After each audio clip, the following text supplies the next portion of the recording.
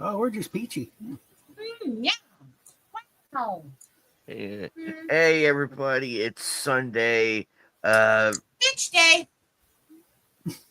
there goes there goes the monetization. Sunday, Sunday, Sunday. I joke, but we're Mm. fine. We should be fine. Um, Mm, this is the pre-con episode before I am gone all day next Sunday. Um, I will, but we'll figure that out when we get there. Uh, I probably should just take next Sunday off too instead of trying to host out you, considering everything I have to do to help my mom get ready for Halloween season here and stuff like that. Oh, by the way, one of the people I follow, he's selling shirts and hoodies for Halloween. That's There's nothing Iron. scarier than a vegan Halloween with a vegan witch based on that vegan teacher as the character on it. Oh boy. As a, well, Oh she's been god. racially harassing him Well, there. for months on end, including actually doxing him and trying to go after his job. Because how So she's dare got he it coming. speak against her as a black man? Hmm. So the fact that he's turning her into a witch on merchandise and selling her for Halloween, I find this hilarious. Hmm. Hmm. I follow some interesting people. Mm-hmm. I feel sorry for Call Me Chris. She made a road trip from down in southern Texas, where she's living right now, up into BC to go see her dad for his 60th with her husband. It was over 3 days straight of driving. One of them just in Texas. Nah. You can get across Texas in a day because those roads have high speeds. I mean, sorry, I did travel. Yeah, but you know you've been Point across Parkway You're in turning Texas. like south, like Houston or something like that, or Yeah, I drove the furthest points across Texas when I did my southern trip. It was come in at the point sticking way off and exit at the point sticking way off on the other side. yeah. So, But a lot of those back highways, they're kind of scary, actually. oh yeah, Not cool because they're like super narrow 2-lane highways with no shoulder, and they have speed limits of 75 on them. They're kind of scary, actually. And not because I'm against high-speed roads. that's how you. Interstate here in South Dakota is 80. That's how you tell the natives, from the tourists. Well, it's like they're different, scary than the roads I'm used to. High speed, yes. Mountainous, twisting turns, yes. Oh yeah. The flat desert with that narrow of a passage, it just has a creepy aspect to it. And of course, dead armadillos every few hundred yards. I'll take the dead armadillos over having to dodge a gator in the middle of the interstate in Louisiana. That was actually trying to bite at the car. That was a true story from that trip too, by the way. Going through Louisiana on the interstate as I hit the part just above the bayou. Gator in the middle of 3 lanes of the interstate on my side, snapping at all the cars as they drive by, trying to avoid it.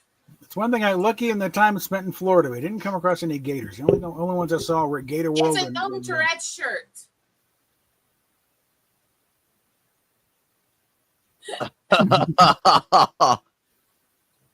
Hey, Lilith, what's up? Did you like that gnome picture I sent you? Yes, actually. It was at the doctor's office.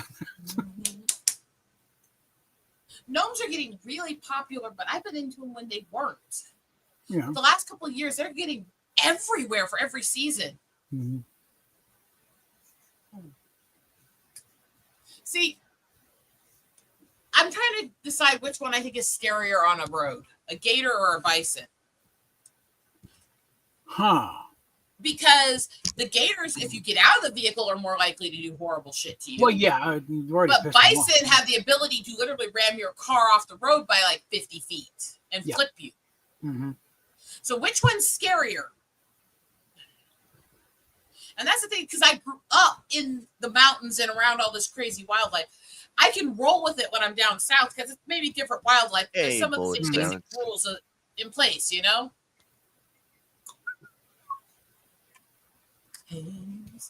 Yes, that's stuck in my head.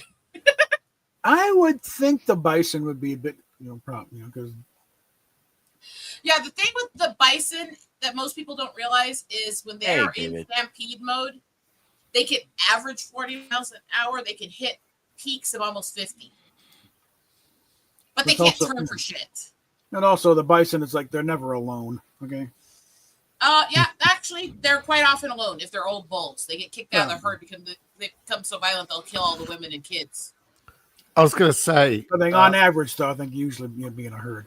Mm-hmm. herd is They'll usually have backup. They want to play catch. Okay.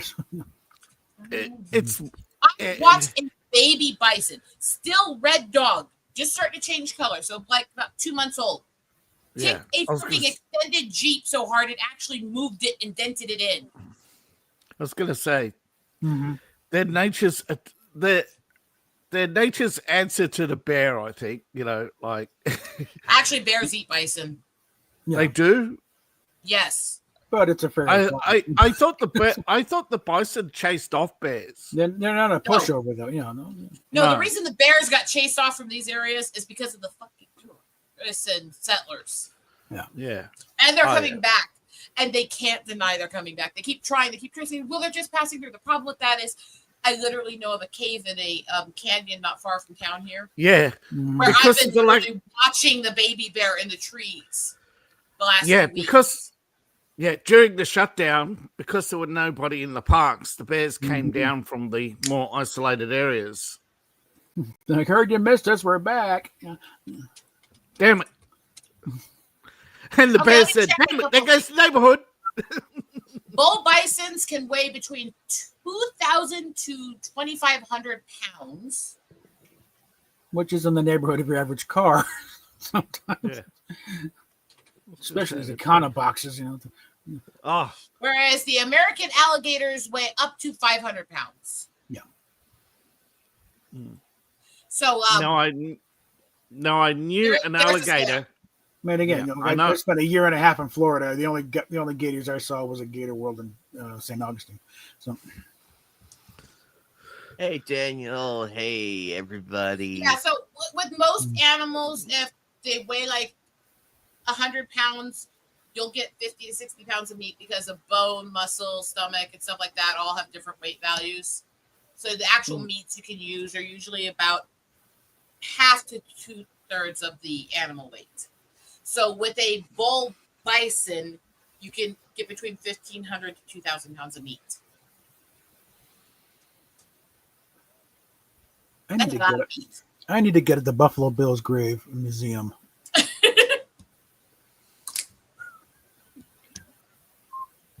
And this time do a video up there. So you can get a look at that. God only knows how old that bison is in the gift shop. When my dad was a kid, it was more common for people to be allowed to hunt and consume pronghorn, Mm-hmm. or as the dumb fucking settlers called them, antelope, even though they're not.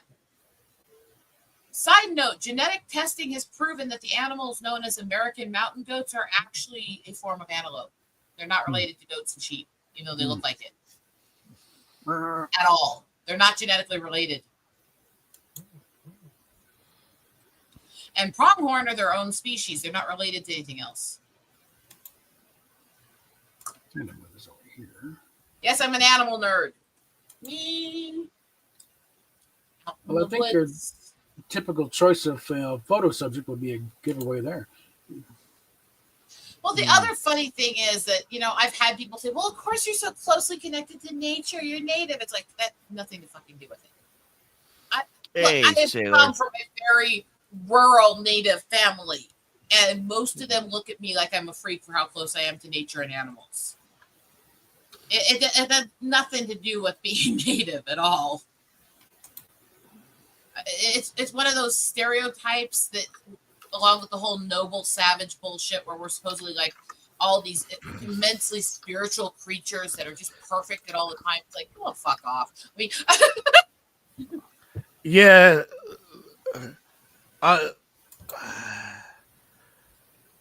It's weird because is a lot of people do say it comes from the white savior complex, but I've seen this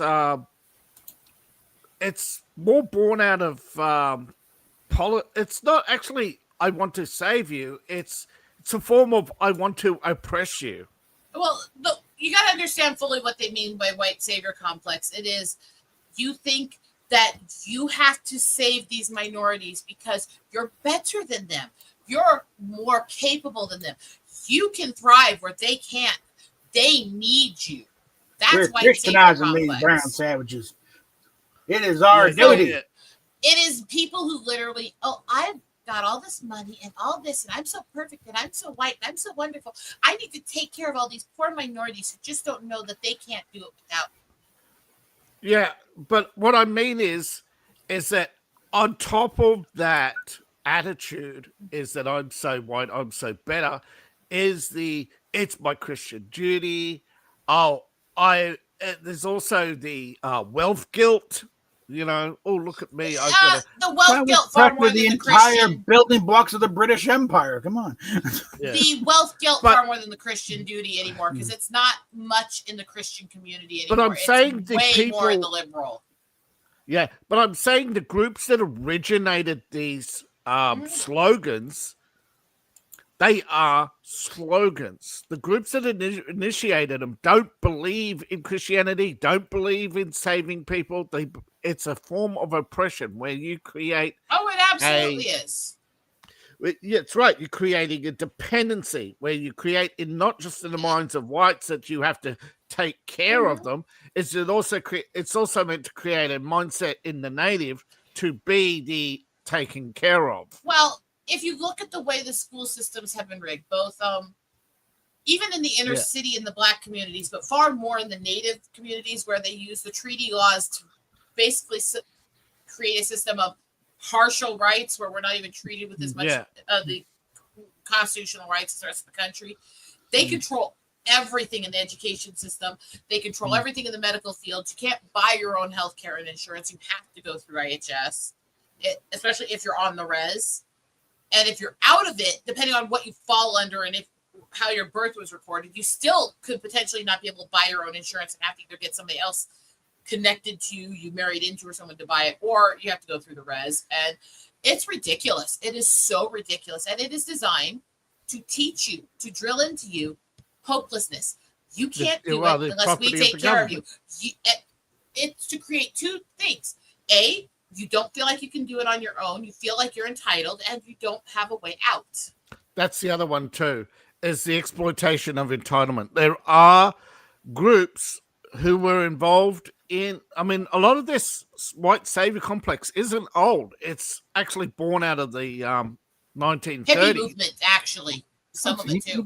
You can the hippie movement accelerated it, but it was already in the 1930s. Actually, it dates back to the. It was earlier. I'm saying there's segments of it that actually originated in the hippie movement and were born of the others, but became their own thing too. The hippie movement accelerated it and added new shit. Yeah, particularly the myth of the noble savage is very modern. A lot of that, it's sort of a reaction to the Industrial Revolution. Look at these poor noble savages. You get both sides of the political aisle fighting over natives, because in a lot of the states where we do have the population, we have enough of a bubble to be a swing vote from party to party if we go hard one way. Well, they want us, but they don't want to actually make our situation better. So what you've got is one side who's trying to convince us that you're conquered. You should thank us for taking care of you, and you shouldn't have the rights we have. So you should vote for us, so we'll take care of your poor savage ass. And you have the other side who's like, you're such noble, wonderful creatures. We'll give you everything. Just vote for us, and then we'll fuck you over anally. Yeah. And neither side gives a shit about us. They're trying to use us, and we know it. We look at them and go, fuck off. You know? Well, the usual lefty thing is to make you comfortable in your current surroundings, not to improve them, but just make it comfortable in your They don't even want to make you comfortable in it. They want to take more. But the thing is, the other right side of it too, when it comes to natives. Yeah, Eagle. Don't forget the other side of it is, and this is the primary reason that these groups create these slogans, is the attitude of job for life. You have the white. It does start mostly with the white educated, who believe they're entitled to a job because they have the education. Now they're entitled to a job, and that job has to be good paying. So you have the NGO mentality where you get, oh, I need a victim so I can fundraise and make $490K a year when the average rate is like 35,000. So don't forget, a lot of these groups, it's power, it's money, it's corruption, it's bigotry. It is. You don't understand. I'm a woman of faith here, and I'm telling you, we've got a person that I understand. I interact with in the current church right now. Part of why she moved up here, part of why she's in the church she's in here, is because she literally left an area where she was, because she literally was running into these people who claimed to be Christian, claimed to care about minorities, and then as soon as they were gone, no, we don't actually do things with them. You know, Black people don't have souls, right? And they would literally say this to her. I don't know the percentage, but there's a lot of pastors in these so-called rural areas, and I'm not saying it's just rural areas, but you get a lot of pastors in rural areas who aren't even Christians. It's to them, it's just a job, a survival mechanism. Actually, it's more common in the non-rural areas in the U.S., and the reason that is because usually to take over the churches in the rural areas, you have to apply specifically for the jobs to that church. And they tend to make less money. Because they don't have a lot of donations. They don't have a lot of money. But the city areas having money tend to have more believers and more, I know my pastor. Whereas rural areas... Hold on. Not in the U.S. Well, I saw a study that said recently... they had a shortage of pastors, and a lot of churches had outside hiring. Yeah, so, I'm telling you, it may be different where you are, but over here, the ones that are really getting these people who really this don't was understand a global study and stuff, it's more because I can give you some experiences here in this actually. So one second. See, this was a study comparing rural Canada and rural US. And in rural Canada, that's rural Canada has a lot more of these issues. Rural Canada has a lot more of these issues. No. I was saying this study was US and a comparison with Canada, and I was saying it's worse in Canada, particularly native areas. When you look at particularly Montreal, I said Montreal. Canada actually is worse towards natives than even the US is. Yeah, that's really what I was saying. Yeah, and I was saying the worst is the leftist. The most leftist of them all is Quebec and Ontario. Gonna explain with the whole rural versus city, and when it comes to churches in the U.S. here, so is that while you do get some of those in the rural areas here, reason we get them more in the city churches right now is because most of the rural churches have almost no money in the U.S. right now. And so most of these pastors, they're living in a tiny parsonage on the church property, and they're getting basically minimum wage. Yeah.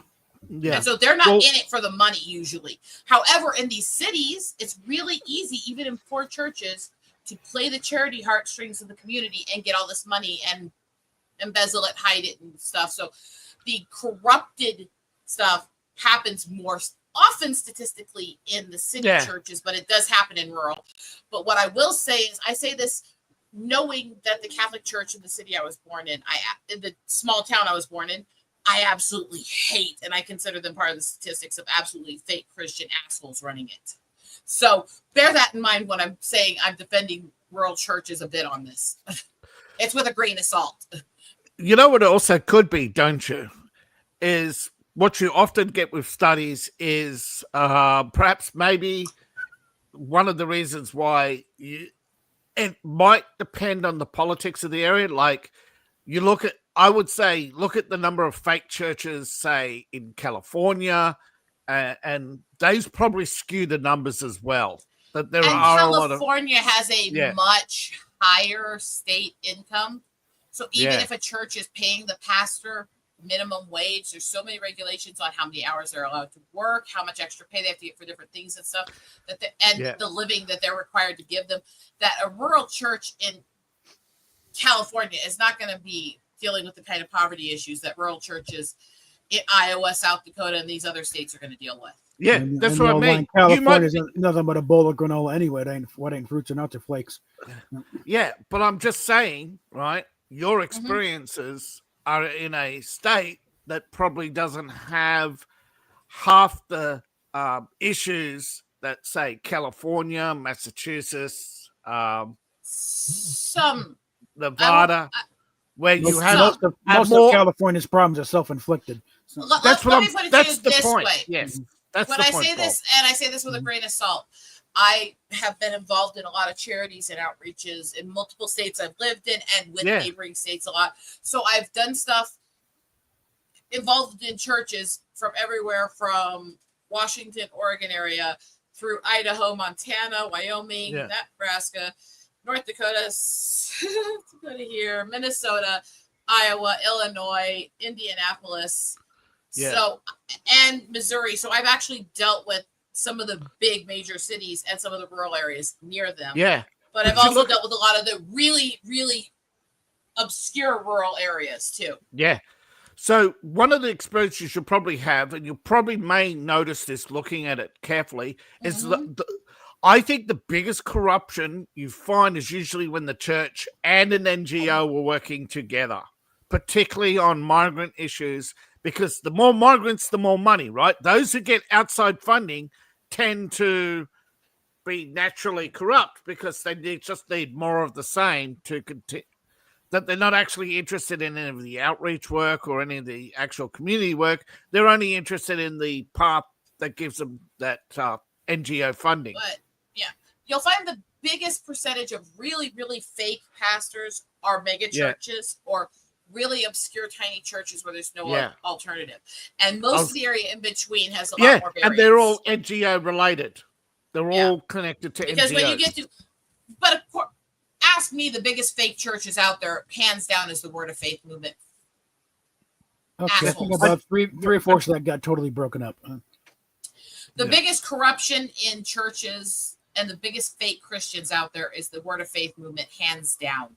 The idea that anything you want is prayed for, and if you're sick or you have disabilities or issues, it's because you don't have enough faith or God's punishing you. Prosperity. And I'm sure Anime Night may have heard this before, but NGOs and churches were doling out $5 gift cards in Arizona to buy votes from the natives.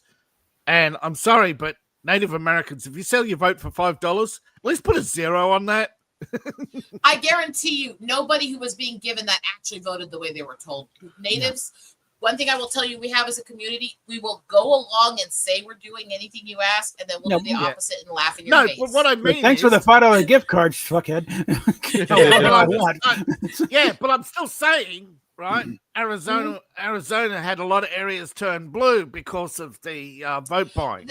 It wasn't that. More to it than that. The vote buying that had nothing to do with the choice. I'm telling you, believe me. Native communities, we don't give a shit what you guys give us. We'll just laugh in your face. The reason there was a struggle there is because of his connections with Kristi Noem. Native communities hate her with a fucking passion and don't want her anywhere near the government.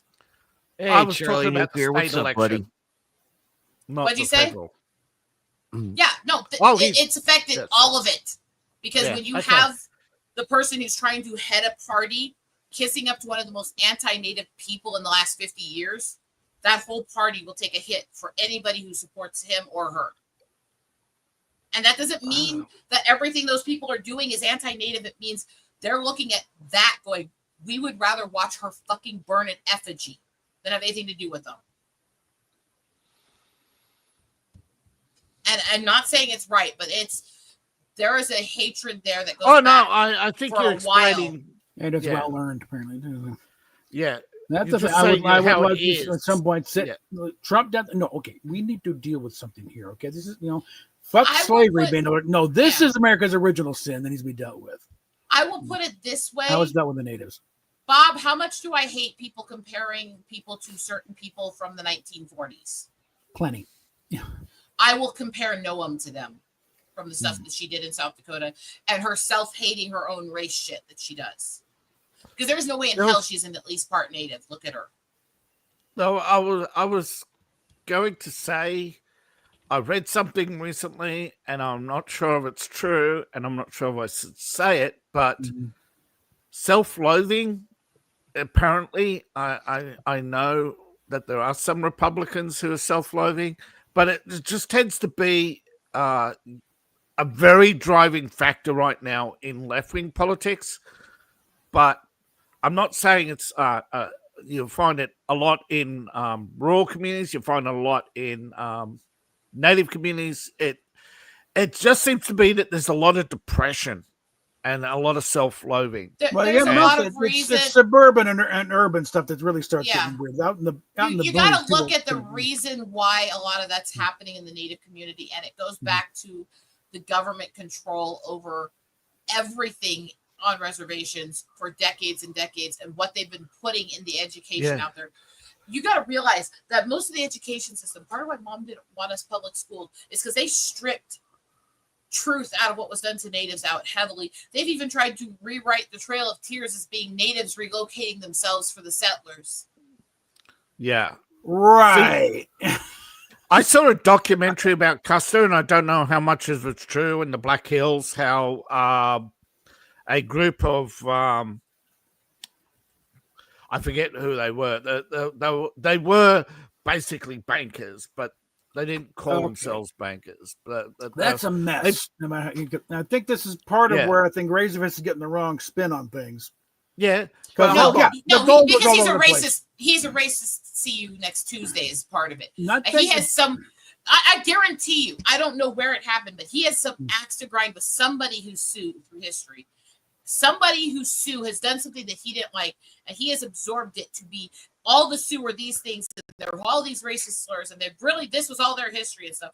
And he not only promotes it, he encourages his followers to say racist things about. I think it's also colored by dealings with the local tribes in Arizona. Yeah, but I'm just saying. Well, no, the Southwest tribes are assholes. Go ahead, David. Well, I'm just saying a group of people in what they called Indian Affairs were working with a group who wanted to mine the Black Hills area, and they manipulated events so that there would be trouble. Okay, and they put Custer in there deliberately because they knew there would be a visceral reaction to his presence. Because he actually literally wanted to run for president as a Democrat on the basis that he was going to wipe out all natives in the country. Yeah, exactly. He had quite a record as as an Indian fighter, but and I'm just saying. The thing is, with that, real quick, let me go into that a little bit, because that's where, and I get what Bob's getting at, because that's the one that he's misquoted to claim that natives were somehow creating the gold rush and stealing gold to get money for firewater and shit. That never happened.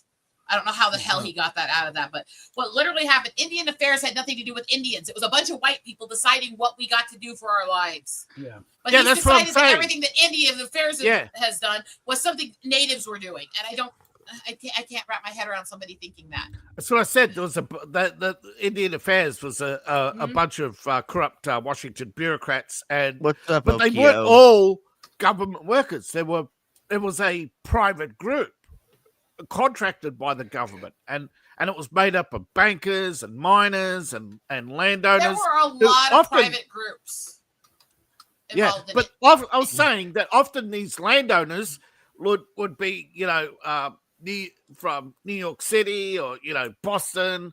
They had no idea, anything about rural land management or anything. They were just corrupt.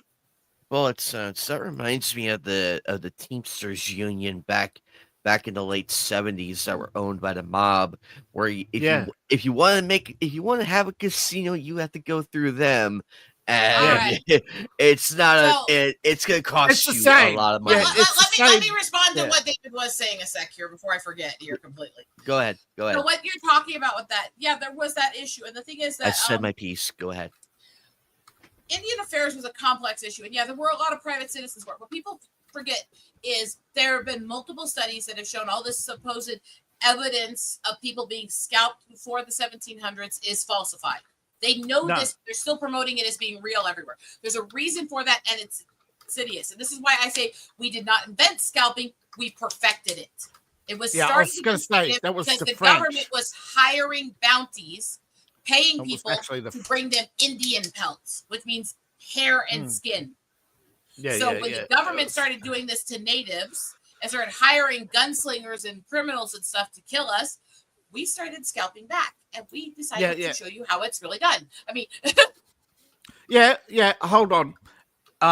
It was actually the first incidence of scalping was during the French Sioux Wars, in which the French hired your enemies to bring in to go out and basically be assassins, to go out and that's where it assassinate started, people, and then it became commonplace and bring in scouts as proof. It was the French people who started it, and there was a bounty for over 100 years by the government to bring Indian pelts to government officials for money. Yeah. And we didn't start it. We sure as hell perfected it, and we did it way better and way more. I mean, but again, what's interesting is that it started in the French Sioux War, but it actually was because those dumbass French fur trappers didn't understand that all the tribes aren't the same. So they heard one thing from a Blackfoot belief and thought all tribes believed it. Blackfoot believe that what you lose in this world, you can't use in the next. So if your scalp and your head are destroyed, you will not go on to the next life. So they did this intentionally to try to steal souls in death. So clear, yeah. Which is also why I've learned a few things from native lore about what they say that they did to Custer's body during his last stand after he died. Yeah, they defiled Custer as in many ways, and they wanted to make sure that he could not have children in the next life. Mm. And we'll leave it at that. Yeah. So it's like, this is where it's like people go, well, I understand native culture. It's like, which native culture? Because it's like saying you understand European culture. We're not the same. We don't agree on shit. Yeah. And there's a lot of European culture, which is, there are certain hand signals, let's say, that in some countries will get your arm broken. Yeah, and it's like, well, when people do Indians were warring with each other and enslaving each other, and there was cannibalism and stuff. It's like all of these things existed in some tribes in Europe too. Does it mean everybody in Europe was doing it? Hell, just call a Scotsman an Englishman and see how many teeth he got left over. But I rewrote that. Aye. that analysm of the statement from the woman who told me that, I respect your culture. I adopted a Mohawk boy. So you adopted a kid. Boy seems really racist, the way she said it. From an coastal agrarian tribe that's multi-theistic.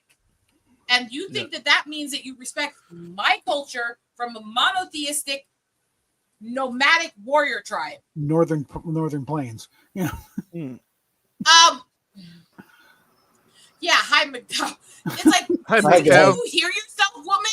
Do you hear yourself? You might as well look at a Scotsman and go, I respect you, Scotsman. I fucked a German. She probably did. And she has it into mustache as well. And the thing is, this is what drives me nuts, is because I don't sit here and say that my people are innocent, or that we didn't fuck shit up, or that we didn't do things we shouldn't have during those times and stuff. I don't believe we can approach history with a viewpoint that any group was completely innocent in how they handled things. Do I think we had a higher justification for some of the shit we did because we were defending our homeland? Sure. Yeah. That does not make it okay, some of the shit we did. It's like feminism running around screaming down with the patriarchy, and get very upset when you point out that most of our wars, our worst wars, were started by women. Well, let's put it in another comparison to go the other direction too. All the men bitching about bad female drivers, when statistically the most accidents and the most violent accidents on the roadways are caused by men. Yeah, drinking and whatnot. Drinking while driving, reckless driving, violent acts on the roadway, road rage. The most accidents started trying to break the land speed record. Middle-aged men in the U.S. Middle-aged men in the U.S. I think, midlife crisis. And I think something to do with that is because men. Now, I've seen a lot of women that like cars, but I think car culture is really mostly you see men. They tend to be in tune with their cars a lot more. That because me and my mom are so into cars and motorcycles. Yeah, like. So that's why whenever we find a girl that likes cars, like, one sec, Bob. Let David finish. Yeah. Hold on. Right. Go ahead. Statistically, right, if you have a aggressive young driver They aren't going to have at least 3 accidents in their lifetime, and will progressively get worse as their skills degrade. Yet in schools, there is no, like, despite all the driver ed, like, that's pretty much worldwide now, like, it's done nothing to curb the actual cocky mentality. Because if you go to all these car groups, right, they have this mentality that if I'm a good driver, that if I'm a stud behind the wheel, that that I'm going to get the girl. Until you break that mentality, you are never going to address the issue of, as men get older, they get more aggressive behind the wheel because they think it is going to make them more attractive. I can sum it up in one word: testosterone. And the problem with it is, what they think is a good driver is somebody who can do crazy stunts and show off, not somebody who's actually good at driving. Again, social approval. You got That's why I have the unpopular opinion. I don't think everybody deserves a license. Yeah, most people don't. I think we need to go back to revoking licenses once you've gotten so many tickets or driving it. By the way, this is one of the few states here, South Dakota. Your first DUI is automatic jail time. Your second one, you lose your license. Oh, God. Yeah, I think if they put regular drivers through the same kind of training commercial drivers at least used to go through. At least when I went through the problem with that statement is one of the main semi-trucking schools in the country right now is in Cedar Rapids, being literally operated and trained by Hawkeyes. Like I said, you know my bitching about them? Yeah. They're the ones training a lot of these semi-drivers right now. Yeah. But here's semi is a whole nother. I'm just talking used about to be very hard to get a license. Straight axle, like panel. You're right, Bob. You got to learn what you're doing when you turn the wheel. Where the pivot point is. How you get a lot better driver out of it. My driver's ed instructor, I went through driver's ed in Job Corps, and it was a military-run Job Corps. And our driver's ed instructor was a professional defensive driving instructor for the military. Yep. We did not get easy courses. We did not get a quick pass. We did not get standard driver's ed. We got trained like we were being trained for military maneuvers through a city. Okay. Yeah. So there was some stability in what we were taught. Yeah. But what I was trying to... As soon as you can parallel park a school bus, talk to me. Okay. But what I was trying to tie it back to, I think, like you said a while ago, that men were mostly the ones that are the ones crashing cars the most. I think it ties into what I was trying to say, that the car culture. We have a male car culture in this country, which could explain why you see more of them crashing, because they try to push the car's limits a lot more than probably women would. Rebel without a cause behavior. It's the reason why when you go to things like Daytona and Sturgis and those, you literally have burnout competitions where they're seeing who can literally shred their tire the fastest by doing tricks. Now I have seen women drivers, and they're just as good. Don't get me wrong. Takes all kinds, right? Oh yeah. They're rare, but they're out there. Oh, I've worked with a few. I'm a car girl. I get it. The thing is that statistically, women, at least when they're on the actual roadways in public, tend more often to take driving more serious than men do. That's an average. It's a statistic. It does not mean that women are good drivers. It does not mean men are bad drivers. It's just a statistic. Yeah. Again, but I think Jimmy Carr had it well in this. I'll finish this one real quick, where he was joking around with it, and this was a shot aimed at it. And he said that a recent study in UK proved that out of violent, aggressive crashes in the UK, 97% are caused by men. And do you know what that means? 3% of them were caused by you bloody women drivers. That tracks. Also, hello. Hello. Again, it comes down to social approval. Young men do this for social approval of their peers and to attract girls. Okay? Yeah. Big Tail, come on. How many people do donuts when it's just for themselves? Okay? Yes, they might do it for practice. One of the top tier challenges is either try and do a perfect J turn in front of a bunch of teenage girls. See who grew the most. It's like, I did a lot of this stunt shit when I was younger. Okay, I can't sit here and say I'm innocent of this. But I never did it on the roadways. That's the difference. No. You ever pedo go airborne? Yeah. It wasn't my fault, but on my bike, I almost hit a car. That's not uncommon. Oh, by the way, Pinto airborne. I have a brother who actually got a Bradley airborne. Oh, that takes some work. Yeah. Oh, that's and good. The idiot woman blamed me, of course. And I'm, by the way, not kidding on that. The last thing he heard over the mic before the engine blew in the Bradley as it landed was them yelling at him that he couldn't drive it like his international truck. That's not fun. Bradley fighting vehicles are not designed to go airborne. Actually, he actually used the airborne force. He actually used airborne the army force might to get disagree high with speed you down a hill to ramp off a short hill underneath it to actually fly it. And Okay. he actually got a Bradley airborne and blew a $1 million machine. That must have been an impressive sight, actually. For about 10 seconds. Oh, it is. I've seen the field testing. Yeah. You can go to YouTube, look up promote you to staff sergeant, and then dock all your pay except for $200 so you can pay back this thing, you son of a bitch. Yeah. And by the way, I've heard him do that this sort is of why thing. when I tell people that natives are a patriotic group, we are about 2% of this country's population. We are almost 25% of the military. Oh, God. Mm-hmm. We love being in there with those military weapons, okay? We love this shit. No, I was laughing. You've always remember, largely warring cultures. It's a natural fit, okay? Yeah, I was going to say, hold on. There's a reason why a lot of American equipment is named after natives, okay? Well, helicopters Apache, Blackhawk. That's why I was laughing a while ago, thinking about trying to turn us because he mentioned you don't name a tank after a cat or German things. See what happens to them. One sec. Let Big Cal finish real quick. Well, I started laughing when I went to get a drink, thinking about what Bob said about driving a school bus because I used to drive a bread truck on our job. Mm-hmm. It's not the same thing, but it's close because it's a big ass box on wheels. Yeah. Mm-hmm.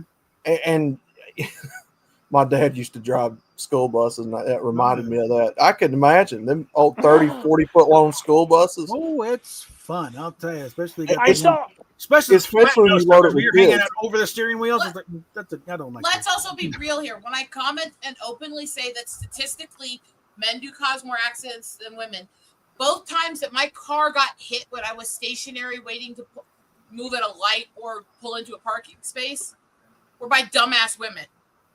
I was going to say. So I realized that my life is not on that statistic. But I also understand the statistic. No, I said, and I clarified it before, deadly accidents are men. Trivial accidents are women. Actually, even in the U.S., even fender benders are statistically more often men, but they're more even. It probably also depends on where you are and what's going on at the time. You gotta also realize I grew up in South Dakota. I grew up in South Dakota. This is literally the only state that allows you to get a driver's license at 14. Wait, what? Okay, I'm gonna go get some. I know. Yeah. Maybe. Why is that? Because it's an extremely rural state where half of these kids are driving farm equipment by the time they're 10. Yeah. Also, they need to allow them to drive the farm equipment between sites, so they have to allow them on the road. Tractors aren't easy. The biggest reason they did that to allow 14-year-olds to drive in South Dakota is because we do not, as a state, generally have the money required for school buses because of how big the space is and how small the population is and how rural and poor native the communities are. So they don't have the funds to be running these school buses 150, 200 miles through the mountains every day. So when they hit 14, they age them out of the bus system and they have to drive themselves or drive their classmates. Huh. Well, I know in Birmingham. I know in Birmingham, and I don't know if it's anywhere else around the country. I'm sure it is. I've noticed they've started scaling down the city buses and putting them with clean propane gas running off of and all that. Yeah, That's more driven by let's get the brownie points for the ESG than Here's another one that me and my mom sense. have ranted on a lot was during the lockdowns, all these people, well, you can always get your groceries delivered, or what about public transportation? It's like, bitch, that doesn't exist in small cities and rural areas. And cost money. They're not free. One sec. City that has a metro of 250,000, and it has almost no public transportation. It's very hard to get. When you ride it, you're spending hours to do the loop around the city because there's only one direction because there's only a few buses. Yeah. It's extremely hard for people to get on it. It's extremely overcrowded. There's no public transportation hardly. I come out here with my mom. I am in a town of 700 people that has to go over 2 mountain passes just to get to a small town with a grocery store. There's no such thing as deliveries. There's no such thing as public transportation. If you don't drive your ass over there, you're not getting groceries. Period. So Amazon doesn't deliver to you? Well, first of all, anything that's Amazon that same day in most places is a week average to get here. Amazon. Second of all, Amazon does not deliver most groceries. You can't go buy frozen goods at Amazon. I was going to say, Amazon. I know you're talking about Amazon food service for deliveries. But Amazon food service deliveries, look at the asterisk. It says only certain areas. And only certain foods. Yes. They don't deliver frozen unless it's prime. And you have to be in a prime area to do that. I did not know that. Whole Foods doesn't have a large selection. By the way, to this comment from Bullet, that is part of the training that I received in driving. One of the things that he told me was you drive like you're invisible and everyone else on the road is fucking crazy. Yeah. They can't see you, and if they could, they're just trying to run you over anyways. And half the time you're right. I was always taught to drive defensively. Yeah. Well, like I said, my driver's ed instructor was a military defensive driving instructor, so. Yeah, I was going to say. You probably, yeah. That's kind of beyond defense. That's a little bit of offensive driving. You probably heard the saying, assume everybody in the road is crazy, and half the time you're right. Half the time. You've never driven in Iowa. 3/4 at least. Exactly. Oh, that's mostly... Let me put you this way. I drove through the Dallas interchange at rush hour, and it was not worse than dealing with the fucking Hawkeyes in Iowa. What are Hawkeyes? Hawkeyes are the obsessive fans of the University of Iowa sports team that seem to think that they're above everything. And if they have anything from the Hawkeye team on their car, they're sociopathic psychos on the road who try to kill everybody. How fun. I mean, sports fans in general, if they're fanatics of their sports, tend to be more aggressive drivers. But the Hawkeyes take it to a whole new level. I'd rather go up to Green Bay. Yeah, I was going to say one of the I'm not sure if you could say it's university and sports, or it just seems to be that university sports attracts the most psychopaths. But they were saying that sports, and particularly university sports, because of the younger age of participants, tend to get your budding psychopaths. You know, and cities I have driven in include Vegas, Chicago, Indianapolis, Dallas, Seattle, Denver, Minnesota. There's Minneapolis up there. Let me think. Green Bay. Pensacola. I'm trying to go through this list. I've driven most of the major cities in this country myself. Yeah. With my social issues, with my tics, everything else, and I was still the better driver on the road as preventing accidents. Yeah. So I'm just saying, you know, because sports attracts aggression, car culture attracts aggression, you know, and combine those. Not me sitting here as a car girl, biker chick who literally was in wrestling and volleyball, going, you're kind of right. Yeah, I'm just saying, when you combine the two, like some university sports do, where you have the car culture and football culture combining, you're basically breeding psychopaths. And now, then in Iowa here, you combine that with the arrogant, aggressive of universities. culture. Yeah. No, the aggressive because Iowa does not have the docile farmers. They do not have the calm farmers. They don't have like your small farms like South Dakota and other states do, where they're pretty docile people overall. Iowa is literally the home area of Monsanto, and their farmers are aggressive, yuppie assholes. Hi, I'm a farmer. What's your hobbies? Bare knuckle fighting. That's just the hobbies they tell you about. How many people know how hobbies they tell you about. Yeah. How many people know how psycho Monsanto company is? Oh, 100%. They're sociopathic. Yeah. One sec, Kermit. Their main headquarters is in Williamsburg, Iowa, less than an hour from where I live. Mm. You know, and by the way, their main factory runs off into a river that goes through a school. Yeah. Of course it does. Yeah. Why doesn't that surprise me? Because the world is fucked up. I mean, because they're $1 million. Because they're in the $1 million club, and everybody knows news that places been there since the 50s. Okay. Yeah. You're talking about tractors.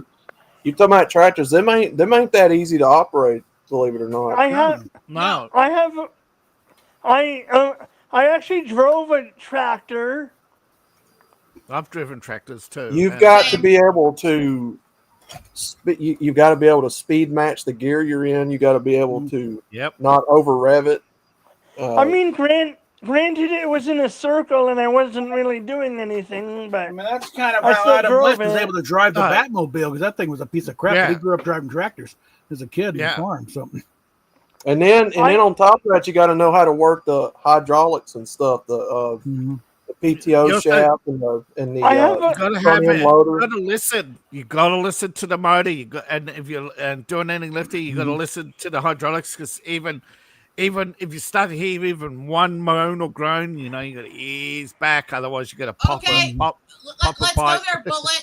Let's go there, Bullet, because one of DuPont's main centers is in Cedar Rapids, in the same city I live in. Oh yeah, DuPont should be done for Teflon. Also, outskirts of Cedar Rapids also has one of the main Clorox factories in the world. Let's just say, as a NASCAR fan, Iowa culture, let's just say, as a NASCAR fan, let's just say being a NASCAR fan from Southern Alabama, I was not a fan of DuPont. Yes. Let's put it nicely. Let me put it to you this way: within an hour of my house, I can reach the main system, the main factory, the main center for Monsanto, DuPont, Clorox, General Mills, and PepsiCo. How fun is that? The 5 pillars of Satan. So Outlaw. Also, by the way, greetings, Outlaw. Sorry, I missed you. What's your opinion on Jeff Gordon then? Okay. He enunciates. I'm sorry. Being from Southern Alabama, you are either a Dale Earnhardt fan or you were wrong. And so if you are a Southerner, now we don't have to get into the specifics of what the South means and Jim Crow and all that. We'll just leave that where it's at. But if you are a NASCAR fan and you see a young, whatever you want to call him, handsome, new age kid from California coming in with a rainbow colored car from California, dominating the sport. Yeah. Rigged. I mean, wow, what a coincidence, right? Well, that he won. That's not one of the best. Jeff Gordon said that one of the best things that Dale Earnhardt ever did was start that feud with him, because it made him notice. Because nobody knew who the hell he was until Dale's doing safety videos for the drivers. I'm talking about now. Always watch stuff out there. Unless you're going up against Jeff Gordon, put that some bitch in a wall. Because the South has some very interesting viewpoints when it comes to rivalries. Story that I wanted to. One sec, Kermit. Let him finish. 1 sec. Right. Sorry, go ahead. Sorry. Well, the South has some interesting viewpoints when it comes to the racism and all that. The South I don't have to get into viewpoints it on everything. Right, but that's what I'm saying. That's what I'm saying. So you have to understand why people in the South was mostly Earnhardt over Gordon because Earnhardt represented the old guard of NASCAR at that point. The guy that still worked on the race cars, still, went to the track, still had the grit to want to win every week, versus Gordon, who was part of the new age at the time coming in, that was more money. Yeah, he was more money. He was from California.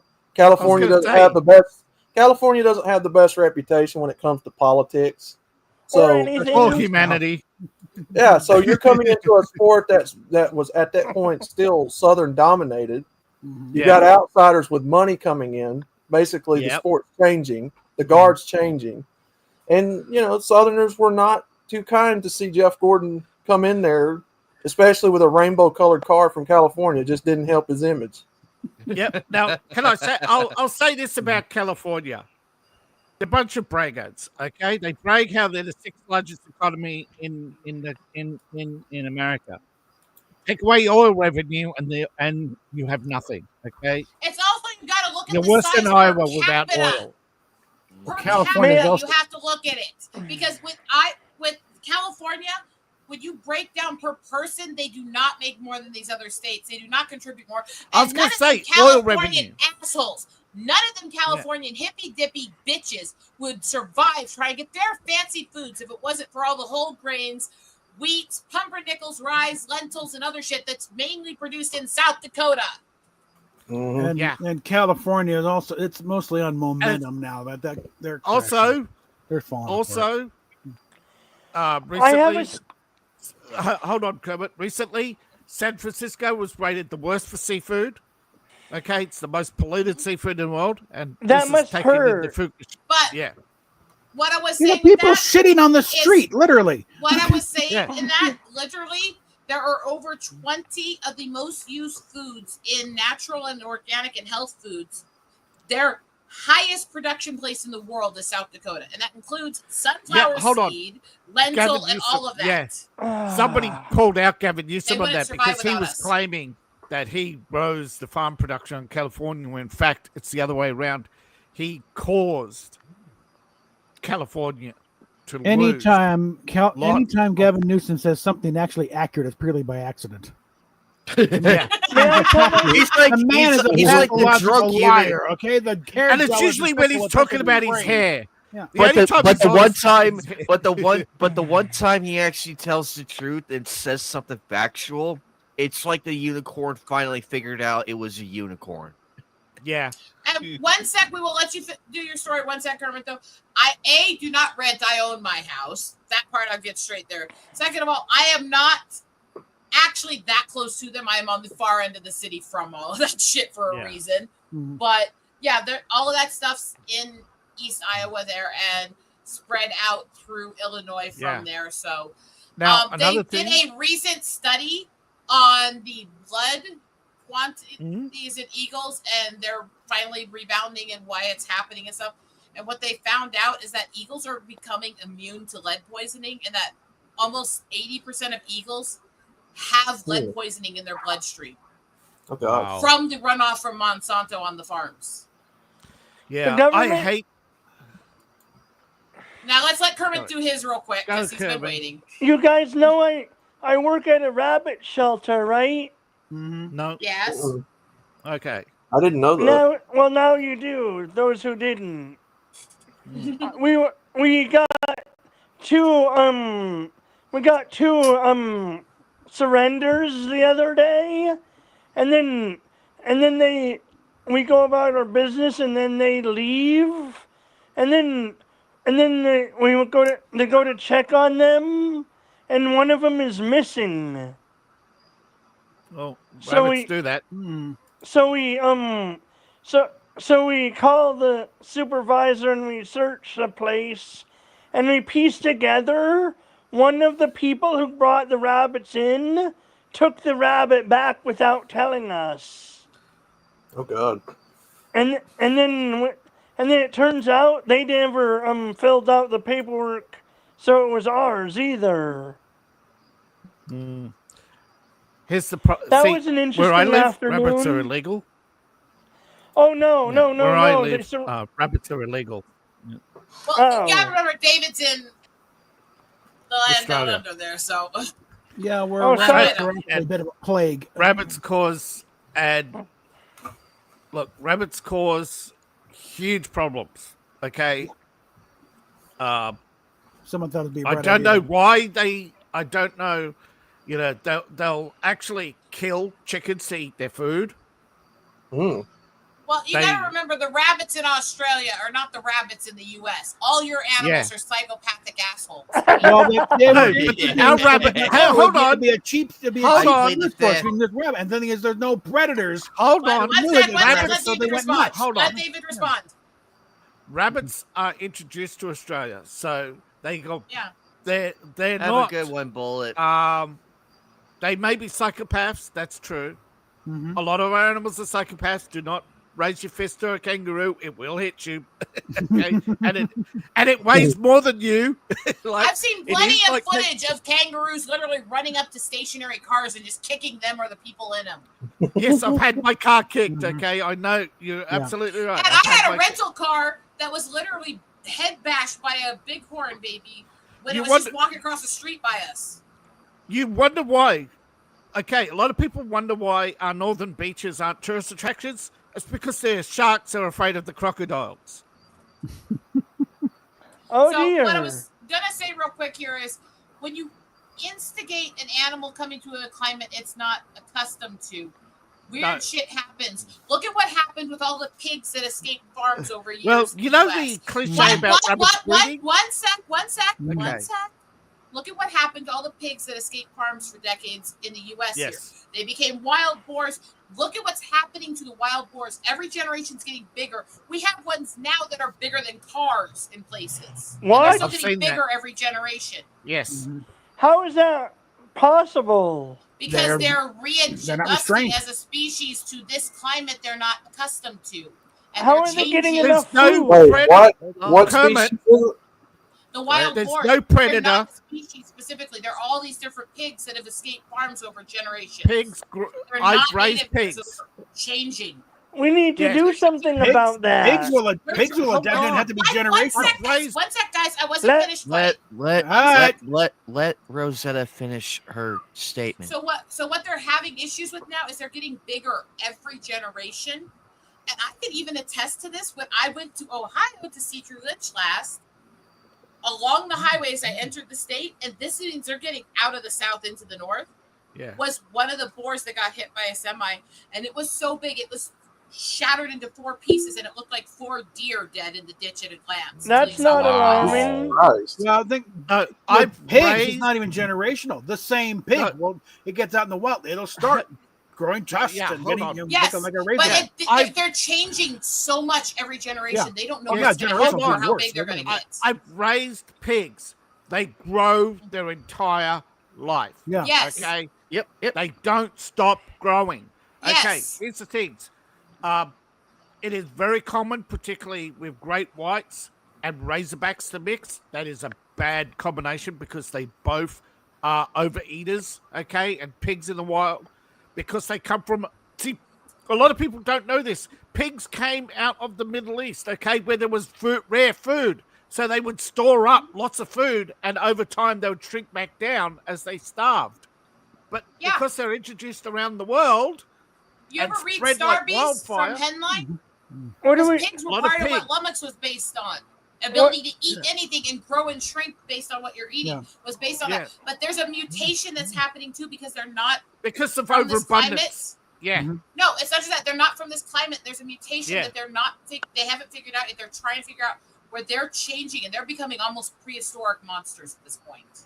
No, they rotated back. Not good. It's like Trouble with Tribbles was about the rabbits in Australia. Yeah, that's kind of the inspiration for that. Something needs to be done. I was say, the rabbits, when they're introduced to Australia, because they came from a very cold climate, they didn't hibernate. So this is what happens when you take a species where it doesn't belong. Look at what happened with the ringneck pheasants in the middle of the country here.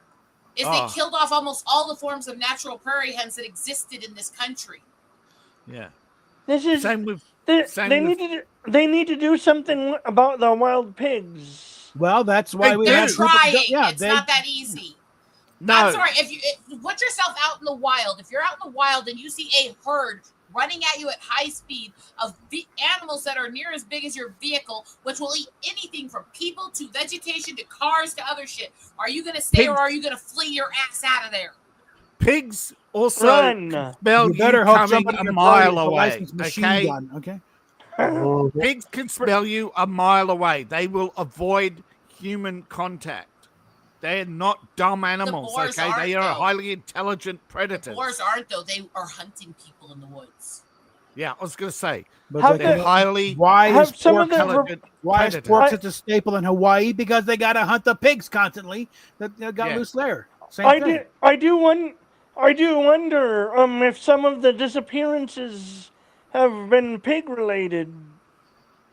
Oh, I absolutely. guarantee you Bear some too. of the people that disappear to wildlife. But Yeah. that's only California, some. that And missing couple trafficking is disappeared. becoming far more common also. So while there's some Yeah. of it that's related to idiots who shouldn't be in the woods being in the woods, there's also a percentage of it that's humans are evil, sadistic sons of bitches who need to fucking learn to not be. Mhm. Look at the people they found in the bayou. Turns out they were going there to try and trap alligators. And, well, you know what alligators do to people who try and Yeah, mess you with go them? into the alligator's home turf. It's like, guess To what? steal eggs. They go into the alligator's nest to steal eggs. What's Yeah, going to happen? Guess who has the home field One of advantage the- there? Yeah. One of the worst tragedies during wartime that happened, that's documented in history, one of the worst animal tragedies involving humans happened during war in Japan, where the soldiers got run into a forest that was full of the most violent and aggressive gators in the world. Whoops. And there were over 500 soldiers that were viscerally killed by these gators in 10 minutes. Damn. Mm-hmm. Animals are no joke. If you don't understand Oh, yeah. wildlife, then just don't stay away from the woods if you don't know what you're doing. Yeah. And that's from a nature But girl. won't the who pig- grew In the up tropics, do woods. not Yeah. swim in rivers, okay? In the Yeah. tropics, just don't swim in rivers, okay? No. Actually, the that's pi- becoming more true throughout the U.S. The brain-eating amoebas are spreading up into the U.S. into the lakes and Yeah. rivers. Oh Not shit. Yeah. I And literally in Iowa, watched a goose die from those amoebas seizing out on top of the ice. Oh, I good Lord. can we do anything about them? There are things that can be done to purge and clean the waters when they find that they're there, but it's extremely expensive, expansive, and hard to do. The only reason they did anything at this waterbed where I saw this happen is because it had a swimming beach attached to it, which was shut down for most of a year while they kept purging the water and treating it. See, I here's s- the problem. Here's the problem. Mhm. Is Has it reached They- New York yet? Not that Look. far up, I don't think yet. No, I think But there's it's bigger hard to problems say. in New York water than amoebas. Okay, yeah. the East River's been toxic for 50 years. I Okay? can tell you, brain-eating I wasn't amoebas talking are about the literally one of city. the only I was talking brain-eating about the state. I'm going to tell you, brain-eating amoebas are one of the few deaths I actually kind of think is scary as hell. Yeah. Yeah. There's not a lot that freaks me out, but the way that they eat your brain, the way you're bleeding out internally in your brain for Ugh. days before you die. Yeah. And right now, Can it's they- one of the few incurables. Can they treat you once you No. get them? No, The once it's in survival there, rate for brain-eating amoebas is less than 1%. Ah, fudgicles. it'd be like what's left. By the time Yeah, they there was- diagnose it, it's like, yeah, they're preparing you. You're Casket. probably a vegetable by that point if you Yeah. haven't kicked off. What was the name of the woman who used the death caps to kill off her family down in Australia? It's a recent case. yeah. I know. They recently appealed that a case was under sentenced. Death cap mushrooms. Mm. We She- actually tried to eradicate them. Go around and She smash actually them. went searching out, finding them, picking them to dehydrate them Yeah. and put them in her family's food to poison them. Yeah. Some of this stuff is alarming. Her husband, her husband, her best friend, and her husband, I think it was. She was trying to kill her ex-husband and his family, actually, and Yeah. he But survived you know because what I he mean. didn't make it to Yeah. the dinner because of an emergency, and his family Yeah. was killed by her. Oof. So it's like, yeah. Oh, So anybody who claims that women aren't psychopaths, by the way, bear in mind what I just fucking told you. The problem do you think that remember the old thing of George Carlin: women are crazy, men are stupid. And the main reason that women are crazy is because men are stupid. Okay. One of the last people to ever receive death by guillotine, I still maintain, was the woman that they based the ants and arsenic and old lace on. In the time it took for them to realize she was poisoning all these people with arsenic over the years doing this, she killed at least 23 people all around her and her family. Have fun. You would think that after people started dying around her, her family wouldn't wander around. It was easy to disappear in one place and reappear in another without people tracking you back then. When people started to get suspicious, she just moved and changed names and identities and married somebody new. There was a woman. So she was the real life Mrs. Pup. It's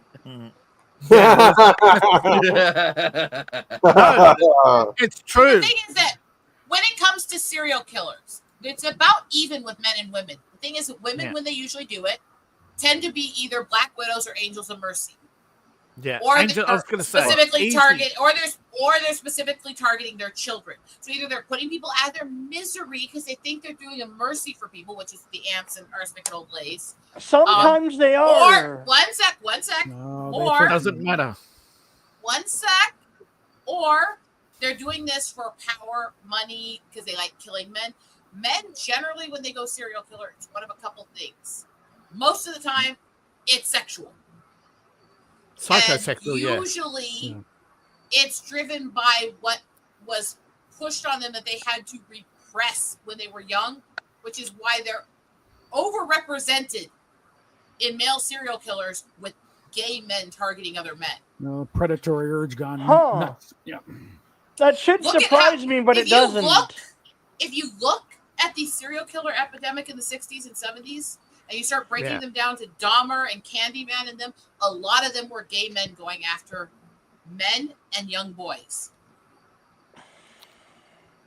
I'd rather not have that on my computer history.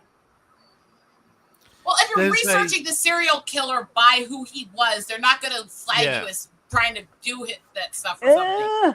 You never know. Here's the worst one. Look, if they flag people for researching serial killers, every white woman in America is going to jail. Yeah. Some people would like that. That's the thing. Yeah, every white woman. Here's the thing about serial killers that a lot of people don't understand. There is a rare phenomenon, which is why the Zodiac case was never solved, and that is group killing. The Zodiac wasn't one killer, it was three. Every time one was suspected and interviewed, the others would go out and kill somebody to draw attention away from the suspect. That's one of the theories, but the thing is that there's actually somebody trying to prove that his grandfather was actually the killer. And his grandfather was one of the police on the case. Yeah. How convenient. No, he was the primary. He was using the other two as a shit. Every time somebody would get close. That is theorized. It's not known. So I'll say that. Yeah. With a grain of salt, but this guy is trying to prove it, and he's literally on this, and he's not doing this because he idolizes him. He wants to literally piss on his ashes, the memory of the guy. But he literally says, and there's a lot of evidence to support this, including the fact that the person's voice that was identified by the police receptionist when the Zodiac killer called in, say the killings he just did, was that police officer. She thought it was him. Yeah, but a investigator and that working police officer on it also had a relationship with one of the victims for a long time. Yeah, but there was a secret FBI. Hold on, Kermit. There was a secret FBI investigation into the Zodiac because they weren't officially called in, and every time they noticed a pattern that every time they had a suspect, another killing would occur, and draw the police attention away, or when they had solid evidence. Everything went quiet, and for some reason, the case was called off. Why would you stop a case when you? Yeah, it is possible. It could have been multiple. It's also possible that there were people helping to protect him because he was in law. That's what I'm saying. Yeah. Okay, that there's two things that they had. One, was when the case got cold, they stopped investigating, which is weird. And then they never stop. It's just put in the back burner and given to somebody else for a while. We got to start over. Yeah. Give it to the rookie. No, that's right. But what this investigator who was looking at the Zodiac is saying is this is what helped serial killers get away, is that there would be an investigator, there would be no central investigation, there would be no experience in the case, there would be no continuation of the case because as the chief investigator in the Zodiac Killer said, every time another murder would happen, they'd just draw people away. Eventually his caseload would add up. There's a lot of things that helped the Zodiac, and a lot of people do think it was also the fact that there were multiple people and also higher-ups in the city who didn't want the Zodiac caught because they didn't want the safe and brotherly love image of San Francisco tarnished. Well, they're also right now trying to claim that. When was the last time they actually warned the population of active serial killers? Because they know in the U.S. there's always between 25 to 50 serial killers active. I think the last one was the capture of the guy of the serial rapist in California. Careful with that word more than even the other one. By the Sorry, way. But the smiley face killers. How many men have just disappeared and been found drowned horrifically days to months later, and their bodies are still fresh, and they're trying to claim, oh no, they just got lost that night and drowned themselves. And every time they find these bodies, there's painted smiley faces near them. Yeah, there was. And they're still trying to claim this isn't happening, and that these men are just accidentally drowning themselves while drunk. Again, a lot of it's to do with the city officials not wanting to kill tourism. Well, the thing with the smiley face one is this has happened all over the country, and they're still trying to deny it. They're probably held somewhere nearby for some reason. You don't want to know the reasons why people like that would hold somebody. No, I don't. Best not to think about it. I'm just saying, and then they probably dispose of them if they're fresh. Yeah, and that's the thing. These guys couldn't have just disappeared. If they this way. Kermit, we know what happens, okay? We don't want to talk about the horrific details. We don't want the details. We're just talking why as a society are we now covering up for these people more? Yeah, and a lot of it is cities who just don't want the tourism to die, like New Orleans, okay? New Orleans, for years, covered up the Bourbon Street killer. Because they didn't want New the Orleans has to also shut down. covered up for a lot of people like that who've gone after the natives there. For years. There was also that they also cover up black serial killers because they don't want to upset the community.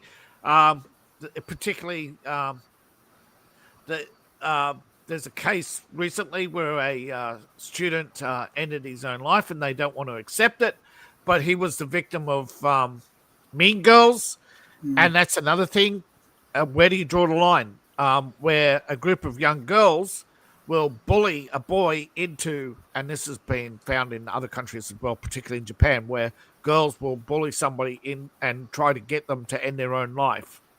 I hate to say it to you, I know that happens to boys, but girls do that more often to other girls than they do boys. Yeah, I'm just saying it is a phenomenon, though. The issue with it is that technically more girls try to self-exit, but more men are successful at it.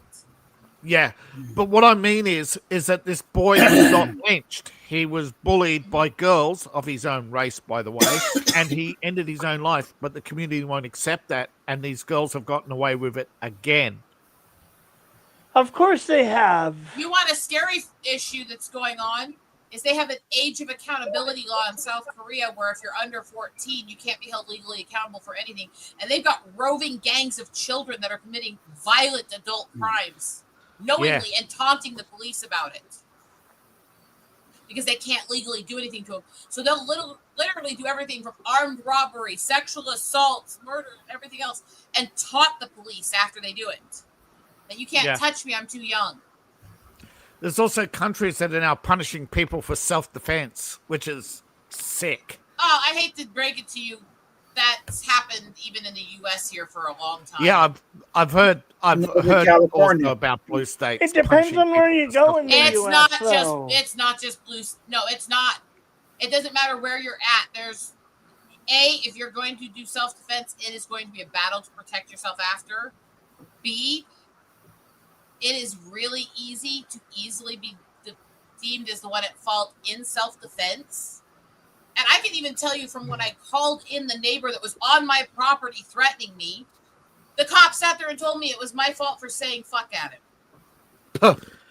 Wow. What? Yeah, we've heard that exchange. This society, man. It's like he's on my property threatening my life, and it's my fault because I said the word fuck when his dog tried to run into my house uncontrolled. And when I tried to tell her, I actually have brain issues with censorship. Anyways, besides the fact I have a right to say what I want on my property, that does not give him a right to threaten me. I literally have filter damage and Tourette's, and I tried to explain this to her. She goes, well, you're speaking fine now. Yes. I'm said particularly blue states. Have you still got that recording? It might be that not on my current phone. It's in the computer. A lot of people are upset with prosecutors in a lot of states where they but I do think that there is a reasonable argument that can be made that yes, every case of self-defense should be investigated to make sure it was self-defense, but the rules of engagement, the rules of particularly with provocation, is that you have to make them clear. And the problem is most laws aren't clear or known to the people. It's one thing that, yes, you should have an investigation. You have to prove this was self-defense and not somebody using that as an excuse to commit a horrific act. However, the level they put people through for self-defense, the amount of people who go to jail for it, the amount of people who have all their property stripped away from them while they're in court waiting trial and then never return to them and shit like that is not okay. Yeah. Mm-hmm. But I'm just saying, a lot of prosecutors merely want the prosecution, and you're right, it doesn't matter what state it's in, it comes down to the prosecutors and their abuse of power, particularly when they're trying to rack up brownie points to run for governor, because there are so many people out there who hate self-defense, and who have this I would call it Philadelphia, Philadelphia mentality, Quaker. It comes from the Quakers, that your property's not worth dying for. Well, he risked his life crossing my property. Not just our property. Yeah. I'm not dying. I'm not dying because somebody else wants to break it. If they're going to break it, I'm going to assume that their intent is to harm me, and I'm going to harm them first.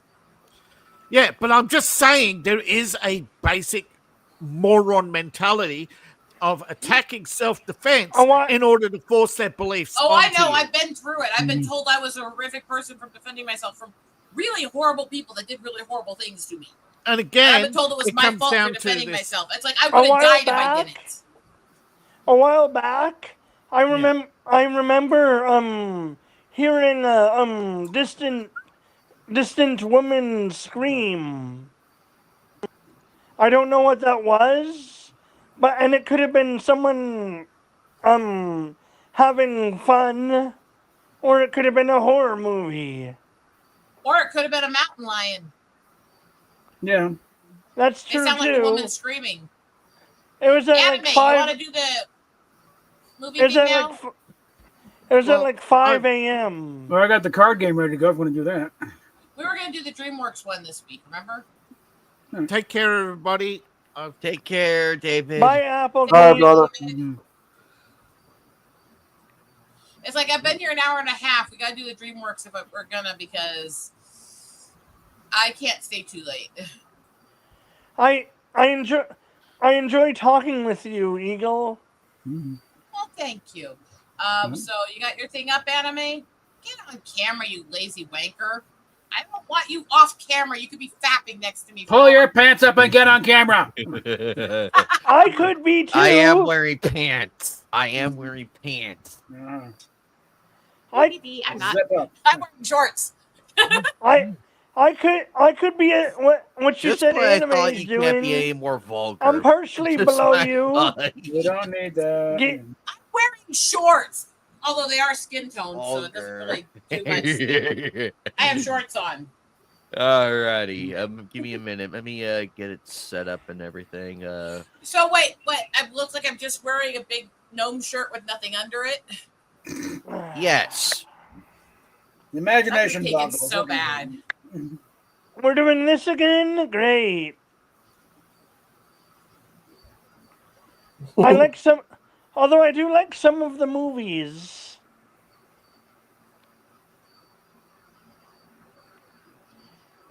I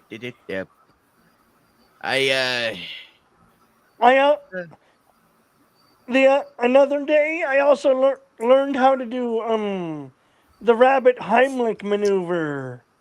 Oh dang. Okay.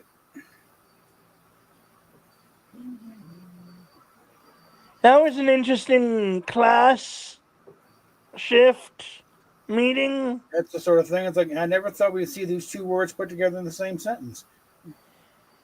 What I just said. Yeah, a rabbit Heimlich maneuver. It's like, okay. There is a form of Heimlich and a form of CPR for every animal, by the Oh, way. I don't doubt that, but it's just one of those things like, okay, so that's a concept. Your brain doesn't think of it till you hear it, and then you go, well, actually, that makes sense, right? Well, yeah. All right, anime, let's get this showboat on the fucking road. I mean, wow. all right. Here, let me see if I can go a little. There we go. See, I may talk about native issues a lot, but I actually don't treat us like we're better than other people or nobody else has struggles, you know? Mm-hmm. I just want the issues we're going through to be actually acknowledged socially. Outlaw, are you here? Yes, I'm still here. Alrighty, we're on the DreamWorks. We're on the DreamWorks. We're starting off with DreamWorks. So this is gonna go so viscerally pro and minus with me. This is gonna be interesting because on the one hand, I love so much DreamWorks. On the other hand, there's certain people they've worked with on several things that I absolutely detest too. So it's going to go up and down pretty hard. yes. However,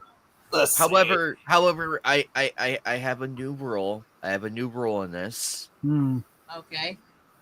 This is gonna be. It's not gonna go. It's not gonna go in order. Excuse me. We could pick it. You could pick any one. It don't matter to me. We're not gonna go like from the top to the bottom. We could go anywhere on this list. So, because I feel like last time. Well, do me a favor and start with Road to El Dorado in S tier. Yes. Yeah. Definitely. That got me into thick-thighed Latinas and anime chicks even more. She would not have been Latina. She would have been Native American. That whole movie was great. Oh god. You fucking asshole. Well, native, yes, and of course, I mean, thick thighs, I mean, big breasts, I mean, hello, golden girl, I mean, what? I'm sorry. Just keep digging that hole there. Thick thighs save lives. Anyway. Yes, and it did make the penis hard whenever I watched the movie. I mean, what? Oh god. Oh god. That anime. Really shut up. I want to knock it down from S tier just on principle of what you just said. I joke, but still, it's such an amazing movie for all the right reasons. Scroll back down. Okay. Take the first Puss in Boots movie and put it up in S tier. Yes, it was actually a good movie, and I'm glad Antonio Banderas, I think that's his name. Banderas. Banderas. It was great that he came back because I loved him as Puss in Boots. Also, by the way, I would basically put all of the How to Train Your Dragon movies in S tier with me.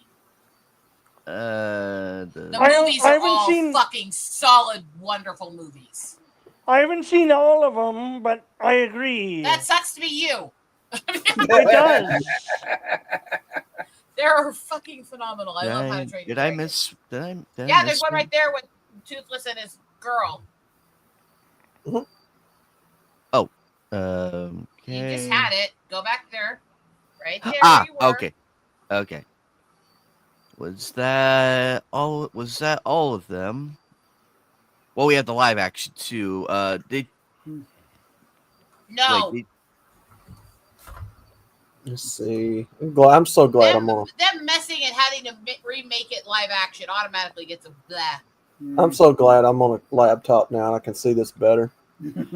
There you go. Hey, I'm just making sure I didn't miss any. Okay, is that all of the How to Train Your Dragon? Joker, get your ass in here! I like the Kung Fu Panda movies, or the ones I saw. That's a pretty good movie. I didn't watch them, but that's partly because I find Jack Black an annoying asshole. Joseph. So, to be fair, I can't really say much. No, on I'm not going to go there. I'll leave that for you guys to vote on because I didn't watch him because he annoys me. So yeah, the bloom is off the Jack Black rose. Yeah, I'm not a big fan of Jack Black. I never was. I always thought he was an overrated jackass. So yeah, first one was really good. The second one was okay. Now, don't get me wrong. I liked him back in the day as Tenacious D, but that's about it. I just screwed that one up too. So, you know. I didn't like that era either myself. So it's like I always found him overrated jackass. So yeah, he is. Yeah, I don't like him either. Okay. Let's see here. Okay, now let's get into the reads of this here just a little bit. Prince of Egypt is obviously S tier for a lot of reasons. S tier, baby. Including having Val Kilmer and Patrick Stewart in the same fucking movie. Yeah, that was a good movie. And the first 7 minutes, great. Also, by the way, something I will recommend to all of you guys who are headbangers who like that movie, look up the metal cover of the soundtrack that Jonathan Young and Caleb did. Because they did the entire soundtrack as metal. Nice. And the Ants movie, I'm going to say A or S tier because that movie was just fantastic. And I'm going to say I'll leave that up to you because I didn't like it anymore. I like Bug's Life. I thought they were both boring to me. So A Bug's Life was pure garbage, but Ants was the more darker. I'm saying I found both of them boring to me, so I'm just going to leave that up to you. Yeah. I'm going to be very biased with Monsters vs. Aliens for obvious reasons. But that movie was... It is ironically a cheesy B film. That's the irony. Yeah. It holds up. I was just going to say, either B or C. B film. Yeah. So put it in the B. Like, it fits perfectly in the B category. Yeah, B or C. Yeah. Okay, somebody tell me which ones these are because I can't see the symbols well in this angle I have. Oh... Let's try to do them in order for right now, Anime, because I'm really having trouble following the group. And by the time everyone's voting for things, I don't know what's going on. Okay. Josephine Dreams. Okay, we're on Josephine Dreams right now. I watched it once, so I can't say I know the movie well, but it really actually was a really good. It goes with Prince of Egypt though, in being a really powerful way of retelling a Bible story. I did see it, and it was really good, and the visualizations were still on par with Prince of Egypt. They were still on par with it, so I'm like, okay. Granted, I would put it at A tier just because you can't compete with Val Kilmer and Patrick Stewart being in Prince of Egypt. So I wouldn't put them exactly parallel. But it's a solid movie, so it still deserves to be at the top. So I'd say A tier. Okay, we are on Chicken Run. It is a classic, but does it hold up? For the most part, it does. I still enjoy it. I will watch it. So I would put it in C. I can tolerate it. Yeah, B or C. I would put it as C because I can tolerate it, but I have no interest in it really. Does that make sense? I do like claymation movies, but that one, yeah. That one was just a bit cringy and hard to stomach. Understandable. Places. But it's not horrible. I can sit through it with people. It's just I'm not going to reach for it. I mean, Yeah. I like it. I'll watch it from time to time. Shrek, the original Shrek. Wait. What are you pulling up there? Shrek. Ooh, the original. Yeah, the I'm the original. Shrek. All right, Yeah, original Shrek goes at the top, first of all. Yeah, that was a pretty S memorable movie. tier. Don't even try to put that Yeah, below put S an S. tier. Come on, that's yes. Go ahead. We called my mom and dad the trolling over most of my childhood. We called Mom Fiona after Shrek came out. Okay, let's leave this alone a little bit. Shrek is extremely memorable, even if you don't know who he I'm is. going to be biased here. Also, the second Shrek goes up in the S tier with the first one. The third one doesn't get as much love as it deserves, but it did have issues. I would still put it as A tier. A tier for the third one. It's pretty good. Yeah. The fourth one and bringing in Rumpel was fucking spot on, and having Fat Puss in Boots was gorgeous. So I put that back up in S. Oh damn! I forgot about that one. Feed me if you dare. I like the gingerbread kid, the little gingerbread cookie. I he was think I got him. Okay, we're good. I have the Shrek the Halls, the Halloween special where they're in Duloc. Do you guys remember the revamp for the Halloween special they did of the Duloc song? Yes, that was creepy. Yeah. Welcome Creepy to version. Oh, Duloc, Spirit! I such forgot a about creepy that. town. There we go. Dude, my mother loved Spirit. She Off loved your that head. movie.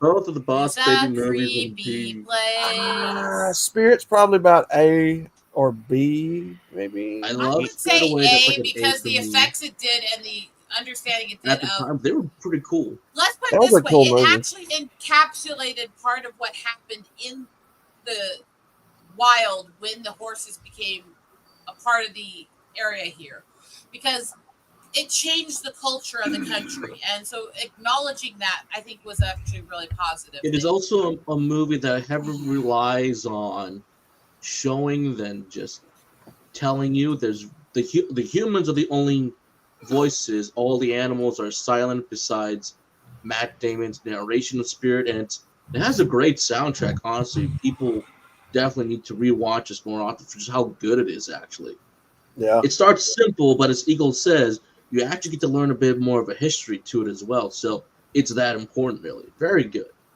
Mm-hmm. My mother was a sucker for horses.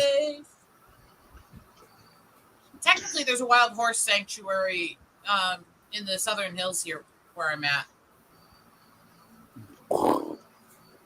Okay, let's see. Where are we? Including some of the curly-haired rare varieties of horses. Sinbad? Oh, dude, that was That a is a great cult classic. That was Great. an excellent movie. I saw that These are once, definitely and those I would epics say they were doing. Plus, it had a around giant. A. Plus, it had a cool. I wouldn't say they hit every marker to be S tier, but I would say a solid A. Plus, it had a giantess in it, so I'm happy. You're biased. You're biased. Yeah, for but that you're just a reason. horny bastard. You know what's sad is me and my mom were talking about some of the issues with the elderly community, and I said a line that I think would freak everybody out because we were talking about the fact that some of these old age mental conditions can cause you not only to lose your facilities and become childlike, but also can accelerate your hormones. And so I said, basically, dealing with some of these elderly people is like dealing with horny toddlers. Oh God. I'm not wrong, but it's a very disturbing way to describe it, isn't it? It very much, yeah. Shark Tale? That's the best. It's all right if you want to put it like on a TV just for children, but See. I'm standing in my vote. That thing is cringy as shit. And I would put it in the same place that I put Nemo and Dory in the other list, and that would be F for me. Is that the one that's got Will Smith? Yep. Yes. And Martin Scorsese for no reason. I feel like that was a waste. As much as we're all pissed at the stuff Will Smith has been doing and acting like recently, you also have to remember that he has been in an extremely abusive marriage for about 30 years. He's not the man he once was. No, he's not. I bet you Avery right now is probably rolling in his grave. Madagascar. That movie, just for the fact alone, I don't like David Schwimmer. There's like the multiple sequels. I think it's okay nowadays. Although it is funny that they dropped the shit joke with Sweet Honey Iced Tea. I'm like, okay, that was fun. You look back at it. Is it the penguins that flies the plane in that movie? Somewhat. But definitely the penguins in any of the Madagascar movies will be the highlights. So either C or B for me at best. Yeah. See, I never got into those, so I'll leave that one on you guys as well. Okay. Next one. Is that Wig? Movie. It did win the Oscars. It did win the Oscars for Best Animation. The first. What movie is that? The Wallace and Gromit. Oh, dude, Wallace and Gromit's a classic. I love it. Yeah, this is the Curse of the Were-Rabbit. I own the DVD. I don't remember that one. DVD. I don't remember that one. All right, Joker, where are we going to put this? I think that'd be more just distributed by DreamWorks, not really a DreamWorks production. I think it's more distributed by DreamWorks, so I think we'll give it a good B. It's a solid movie, all around, good laughs, good jokes. What was the Wallace and Gromit that was on Cartoon Network? That was the original. That's the one I remember most. The one I liked. Over the Hedge. No, Over the Hedge is a good movie. Good movie, slightly forgettable. So yes, I don't find it forgettable, but there's a reason for that because I'm the nature girl more, and it really embodied calling out the yuppie Karens and the suburban behaviors. We'll give it a B. I did own the raccoon once as a kid. I owned the raccoon. Over the Hedge is in my favorites, but that's because of my hatred of suburban yuppies and how much they made her a Karen. It's still in my favorites. It always will be. Plus, I empathize with the squirrel because I have way too much energy that I can't control. The squirrel Away. I never watched Flush Away. Flush. Ooh. No. Okay, this next movie is the cringiest one probably I've ever seen. Boy, the memes. You like jazz? Oh. No, the F. I will definitely, because that movie was so cringe and disturbing. Did I like it as a kid? No. Did I enjoy the weird thing knowing that this is also done by the Prince of Egypt director? Yes. Because you can tell with the backgrounds when they move the camera, it's like, oh yeah, that's Prince of Egypt. So, but obviously, no, this is only remember now because of the memes and the memes. That's it. Oh, Jesus. Now, which one is that? The B movie. You like jazz? Such a freaking stupid movie. Oh. A woman's gonna fall in love with a fucking bee over a. Don't you love the giantess? You can't. Oh my god. He has a point. You're a biased asshole on that, and that's us. We hate that movie too, and we're still sitting there looking at you going, Madagascar 2. Africa. We found his limit. It's an improvement over the first, actually. Plus, one of the last few films with Bernie Mac in it. Oh yeah. Side note with Bernie Mac, his remake with Guess Who was fucking hilarious. With oh, that one was good. Funny. Oh yeah, I remember that. But at least, no matter what I do, I could go deal drugs. I could go to jail. At least I will never be the one who brought home a white boy. Oh, Jesus. Just remember, Eagle, they won't allow us to do it. You might as well call him White Jack then. Oh God! Oh God! That was the best part. I'm like, thank you, Bernie Mac. Yeah, but you know, going back to that point, but again, that was a little bit on the bestiality side, and I was like, no, I can't get behind that. 1 sec, but going back to the movie I was talking about, I'm gonna make myself big. 1 sec. There's one of the best lines ever in Guess Who, and it's really simple. You can't just sneak up on a bunch of angry black women. You'll die. Hey, you may not be wrong. Oh my god! Oh, Madagascar You may not 2. be wrong about that. I don't remember. I don't remember Madagascar 2. That's probably like C. I think it's D. I think it's weaker than Penguins, but not quite. Megamind. What? That's a good movie. I will say I'll give it a B because it's at that weird time place for movies. It's definitely gone better over the years the more you watch it. Is it their best work? Let's just say this: we have one Megamind movie and a bunch of other sequels out there that I'm like, really? So I'll give it that. It deserves more love. What is this next one? Maybe. The Guardians. So they're Guardians movies. Yeah, I don't know that one. I'll leave that to y'all. This is difficult for me because I really like the film. However, it's weird because I think it's good. I think it's more than a C because I think it's really good.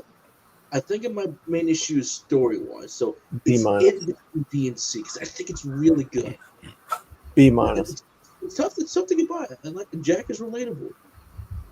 The Cruise. I don't remember that either. I've seen one of them, and I think it's at like a C at best for me.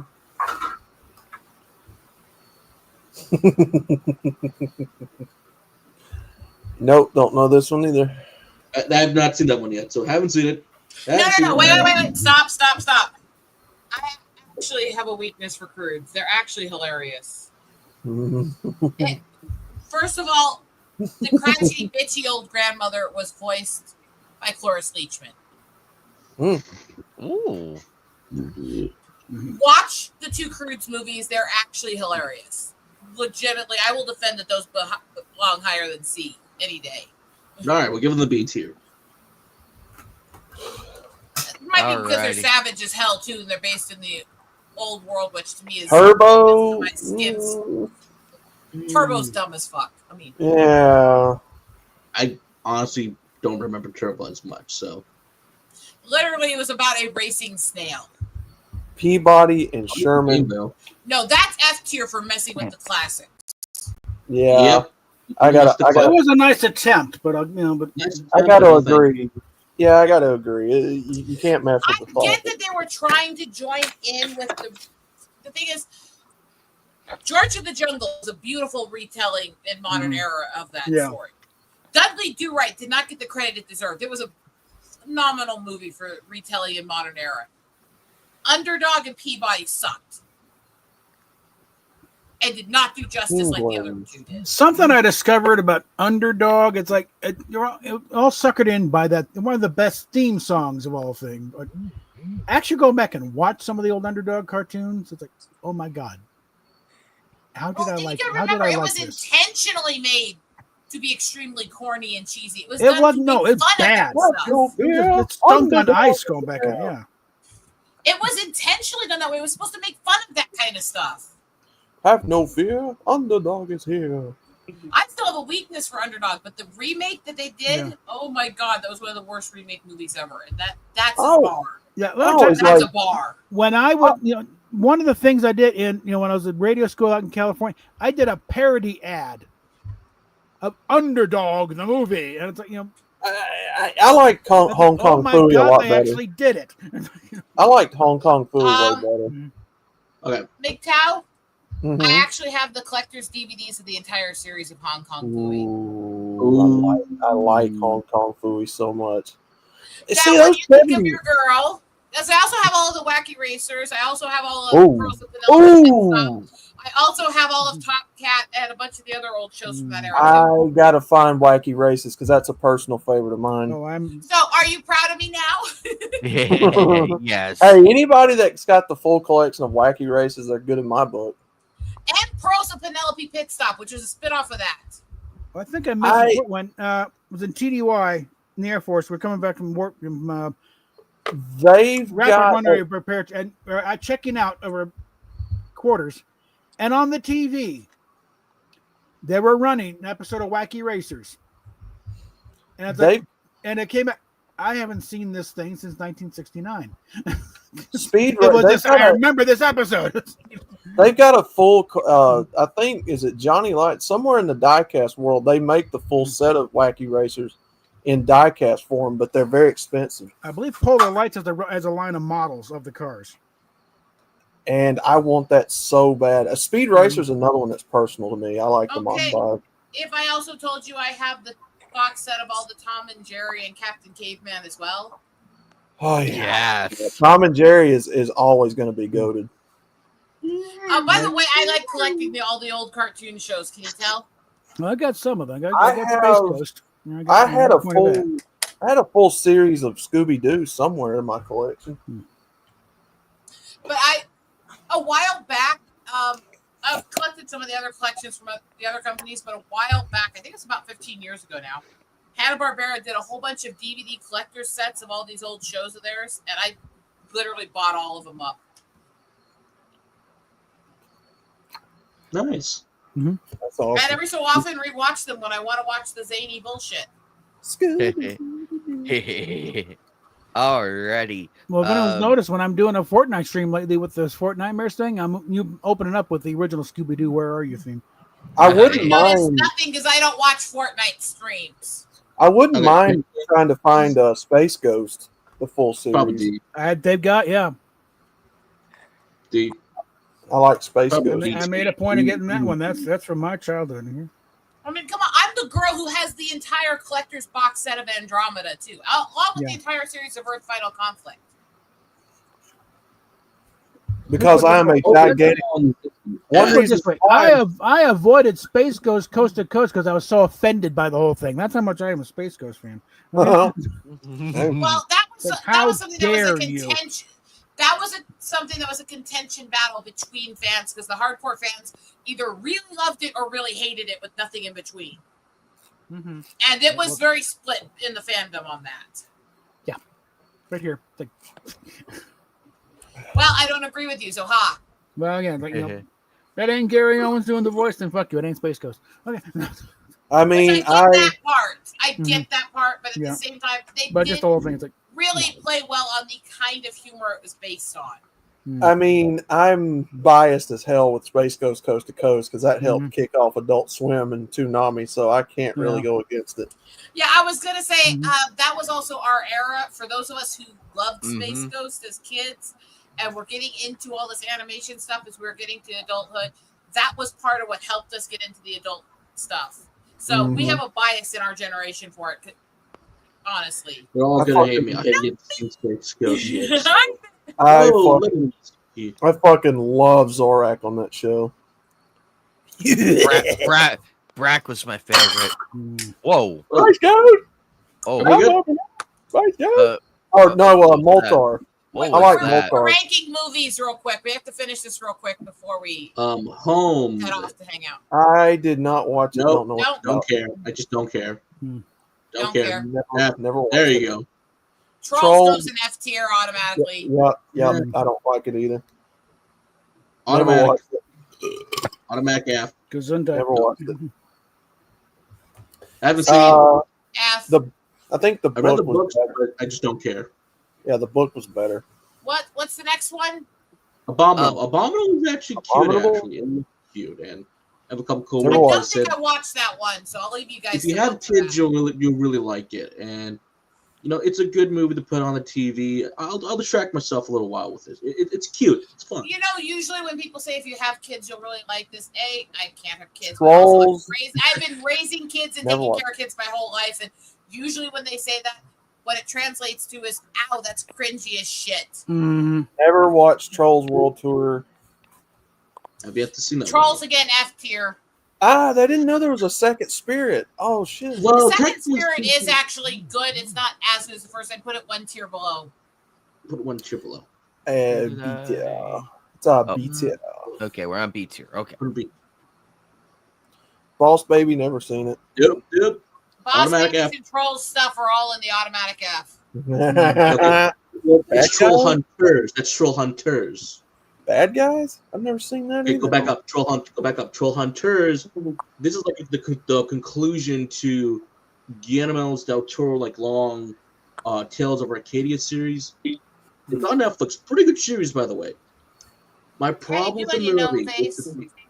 it's a bit too short.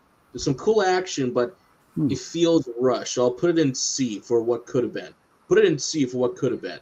Because if you like the fans of the shows, you might get the most enjoyment out of it, but to me, it feels too rushed. What is Bad Guys? I've never seen that either. That is the one where, oh my goodness. Heard about it. All right, there's nothing left in the remaining movies that I give a shit about, so you guys have fun rating them. I heard Wild Robot is good. So. Okay. Kung Fu. Who's the Iron Giant by? Iron Giant? Yeah, I thought that was DreamWorks. Oh, Orion? Or what are you looking at? No, I thought. I'm trying to think. What is the Iron Giant? Who made the Iron Giant? That would be WB. There's a lot. Yeah, Warner Brothers. Warner Brothers? Warner Brothers? I didn't Someone know that. get Warner Brothers and Universals in rating these kids' cartoon movies at some point. Because Yeah. I'm biased with Iron Giant because I love that We movie. can only do one studio a week. Yeah. I think the first Bad Guys will do like a C-ish tier. Like it's fine. The I art don't style remember. is very appealing. Second one I haven't yet to see what yet. All Don't right, remember we got Teenage Kraken. Enos juice. Don't remember it. I haven't quite seen it yet, so not quite yet. Oh, wait. Oh, Yes, right. I do. Yes, I Do. do. And I don't like it because that's a kid and I'm not. No. Orion in the Dark. I have yet to see this, even though it's on Netflix. Never Kung Fu seen Panda it. 4. No, D. I do not acknowledge Kung Fu Panda 4 at all. It's a trilogy. That's it. Yeah, like Toy Story. Megamind I'm versus actually Doom. what they did to my boy Megamind. Oh God, no. Wild S tier, baby. Robot. This was amazing. Yeah, I heard it's really good. It's rivals something I want to all watch. the films we have here, and it is just as dude. I freaking cried like twice. See, Just a powerful see the reason message. why I'm telling we should watch a Puss in Boots film? Dogman? My friend's right in the S tier. By the way, Anime, do you only have one of the Puss in Boots movies on here? You guys No, put, I don't know. I have both of them. First one, I Last have- Wish. Yes. Dogman I've- was the- Okay, you moved the other one without talking. You're supposed to let all of us put our opinions in. You're Sorry. moving movies without even talking to us. Okay. All right. Puss in Boots and the Last Wish. I would have. Put that in A because while it has a good story, the art quality is not up to the first. Man, if you. Well, oh that's my on God. purpose. They want to tell a fairy tale storyline. So If you hadn't put Road to El Dorado up there. Yeah, I would probably be. First thing I did was have him put El Dorado as S tier. Exactly. That movie was so good. Actually, Oh my God. If I put it in F tier, I think everybody would fire their cannons at me. Yep. That would be Anime, hundreds. I would track you down and show you how well we have mastered scalping. And keep in mind, she's a lot closer now than case in normally, point. too. Case in point. All right, so Like this that, is yeah. the. Oh, what the? She's going to be at my front door in about 4 hours. There it Another is. 2 hours into yours. Yep, this is There it the is. official. He's way down there in the south. Still, This is it'd the be worth it. official. I A mean, lot of empty space there. So. Wow, we Like B, blasted through this. Holy shit! like B tier and S tier are probably. B through S tier, that's the movies we all care about in some form. Yeah. Yeah, we ignore these ones because we just pretend they don't exist, and we just. Yeah. That's why I didn't put the fourth Shrek movie in there because I refuse to acknowledge it. I'm Well, happy You with mean the first fifth three. that they're working on now. All Actually- 4 Shrek movies are there. They deserve to be there.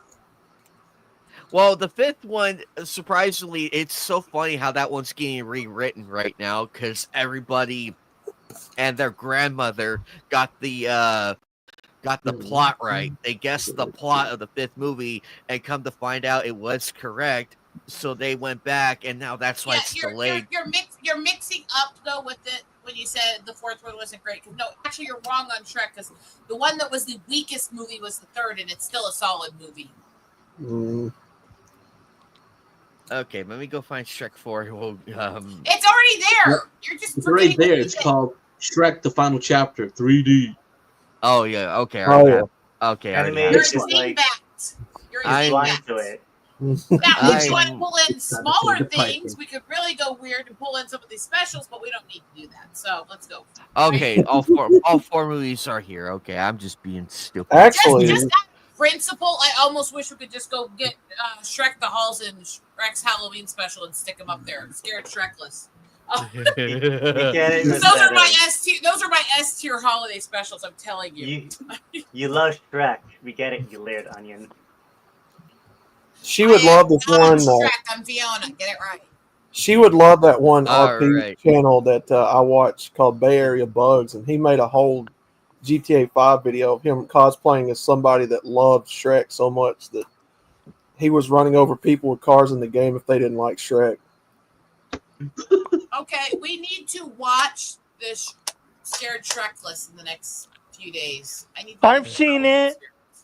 At one point, I Alrighty. think. By the way, guys, we're. I at the also need to watch Arsenic and Old Lace. Nice. Speaking of which, here we go. Which, by the way, Arsenic and Old Lace. Oh, Cary Grant hated. What do we got? Trust me when Oh I my say God, my here we lips go. are Cary licking. Grant hated it. No, whoa. I do not have time for this tonight, anime. My lips That's are what licking you- at this one. What Whoa. lips are you licking? No, this is like what I've been waiting for. I love Well, this. since Yeah. Eagle Rider, since we I blasted don't through. have time. I need to get going. I told you I'm sick. I can only do a couple hours tonight. Oh Okay. shit! Like, I got out of my Well, payday. we'll We'll do one. How about one show? We'll do one show, and then we'll save the rest for later. One show. I will How also about- say Cartoon Network is not going to be a show list that you guys are going to love with me because most of them I was not that into. So I'm going to put most of them as F to me. Oh, So that's- you're not going to want to do that list with me. Pick a Oh, cartoon. okay. Batman. So how about That's I leave and you guys do that list and have fun? Lydian, How's that? I love you. alrighty. She will agree to Are that. you because she knows are Batman. you sure, Eagle Rider? Are you sure you're okay about this? What did you say, Lydian? I said I saw Batman, and I know she knows Batman, and I know she'll agree with all of us here that it's S tier. Yes. Okay, but Yes. Batman wasn't originally on Cartoon Network. No, it wasn't. Semantics, it's on the list, right? It's on there. I'm just. It reading shouldn't be off. because that was WB BB. kids. That was Right. that was WB. It was moved to Cartoon Network at the end of it. Scooby Doo is also not Cartoon Network. It was initially somewhere else. Scooby Doo gonna was have- CBS we're back in gonna- '69. Okay. We're gonna have I to was break this there. apart. Yeah. There's things Yep. here on this list that do not belong on this list. Cartoon Network shows are things like Cow and Chicken and shit like that. should- They're Yeah, not- that's The who's crap out of Yeah, the networks We have them today. here. Yeah. Hanna-Barbera, old I mean, cartoons. hey, I'm moving. We're gonna I'm have moving to. some No, stuff but around. Hanna-Barbera may have owned Cartoon Network for part of the time, but Hanna-Barbera shows are not automatically Cartoon Network either. Yeah, Now we right. need to do a right. ranking system of all those classic Hanna-Barbera cartoons. Yeah. Oh, I God. could. We'll I do could. that. Yeah. Tell you what, we'll do anime, that. anime, break this list down. I want to sit backstage with you one night and actually make sure all of these were actually produced under the Cartoon Network label. Basically, Alrighty. she wants to Right, Yes, she of needs to course. overview We'll it. do that. Well, before we go live again, we'll do that. Good. Alrighty. So far, I think I'm just I'm 'Cause filtering out. There's definitely Oh. stuff here you have here that was not actually Cartoon Network show. You- They just were airing it. You are going to see me be so biased in a lot of these because Alright. I have such personal attachments to so many of I these. for the sake of argument, I put the two Batmans at the S tier just for the sake of love argument. you. Get it out the door But and they're not everything. going to belong They on shouldn't this even list. I be love you. there. They were not Cartoon Network shows originally. WB, yeah. We love you, anime, but you're wrong on this one because they don't belong on this list. I Private like to meet chat. the. That's my comment to all who this. did- What'd you But say? we're all on the same page. Pretty Hello? sure, Private I saw, chat, I'm that's pretty my sure I comment. saw the premiere of that thing before there even was a Cartoon Network. Okay. We're all on the same page, and I love it. I still have no idea what the hell he said because you're all talking over him. I said private chat. That's my response to all this right now. How about narrow down to Adult Swim? How about that? Oh, Adult Swim, we'll be here all That'll night. cut things down. So We'll be here all night. Eagle Rider will do the Hanna-Barbera one But next it'll cut out a lot of the for next week. Oh wait, slot not this Sunday, but the Sunday after. Anime.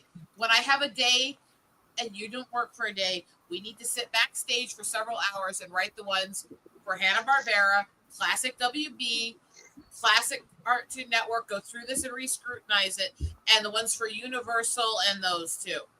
Alrighty. We need to make the full list of all these cartoon breakdowns, and then we need to start writing up lists for a bunch of the anime studios. All hail the auditor. Oh, God. First of all, alrighty, let's see. Well, how about this? When we start doing the anime studios, we have to start with having the ability to have a Gret Super list. Anyway. Oh, we have to start with her. Two Stupid Dogs was. Oh my God, this is going to be so hard. Stupid Dogs. This is going to be so hard.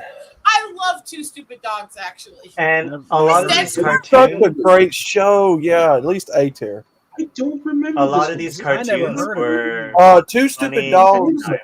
Two Stupid Dogs was the cartoon that brought back Secret Squirrel from the 60s and 70s. Oh, Jesus. That's like Cow and Chicken, that's like C tier for me.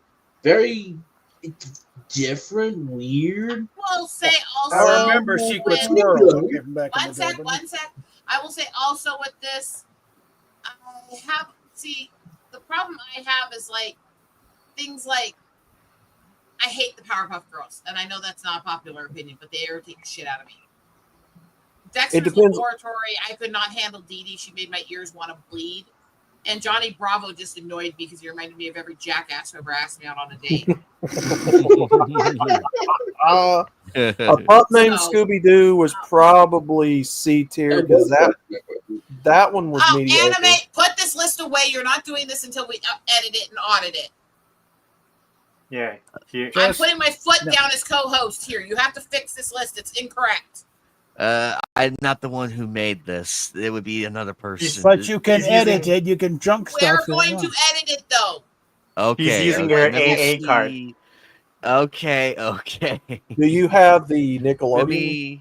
Let me see if I can find a different one that makes... I think what we need to do, how about this, since there's so many lists we all want to do, and this is actually going really well with our channel, and it really fits the nerd culture theme of our channel. How about next week? Next week, we consider a chance for us to all discuss which studios and which series we want to do these lists with. And me and Anime will work on making them over the next few weeks. Hi, Lydian, by the way. Hey, Kermit. How does that sound? Sorry, I didn't say hi earlier.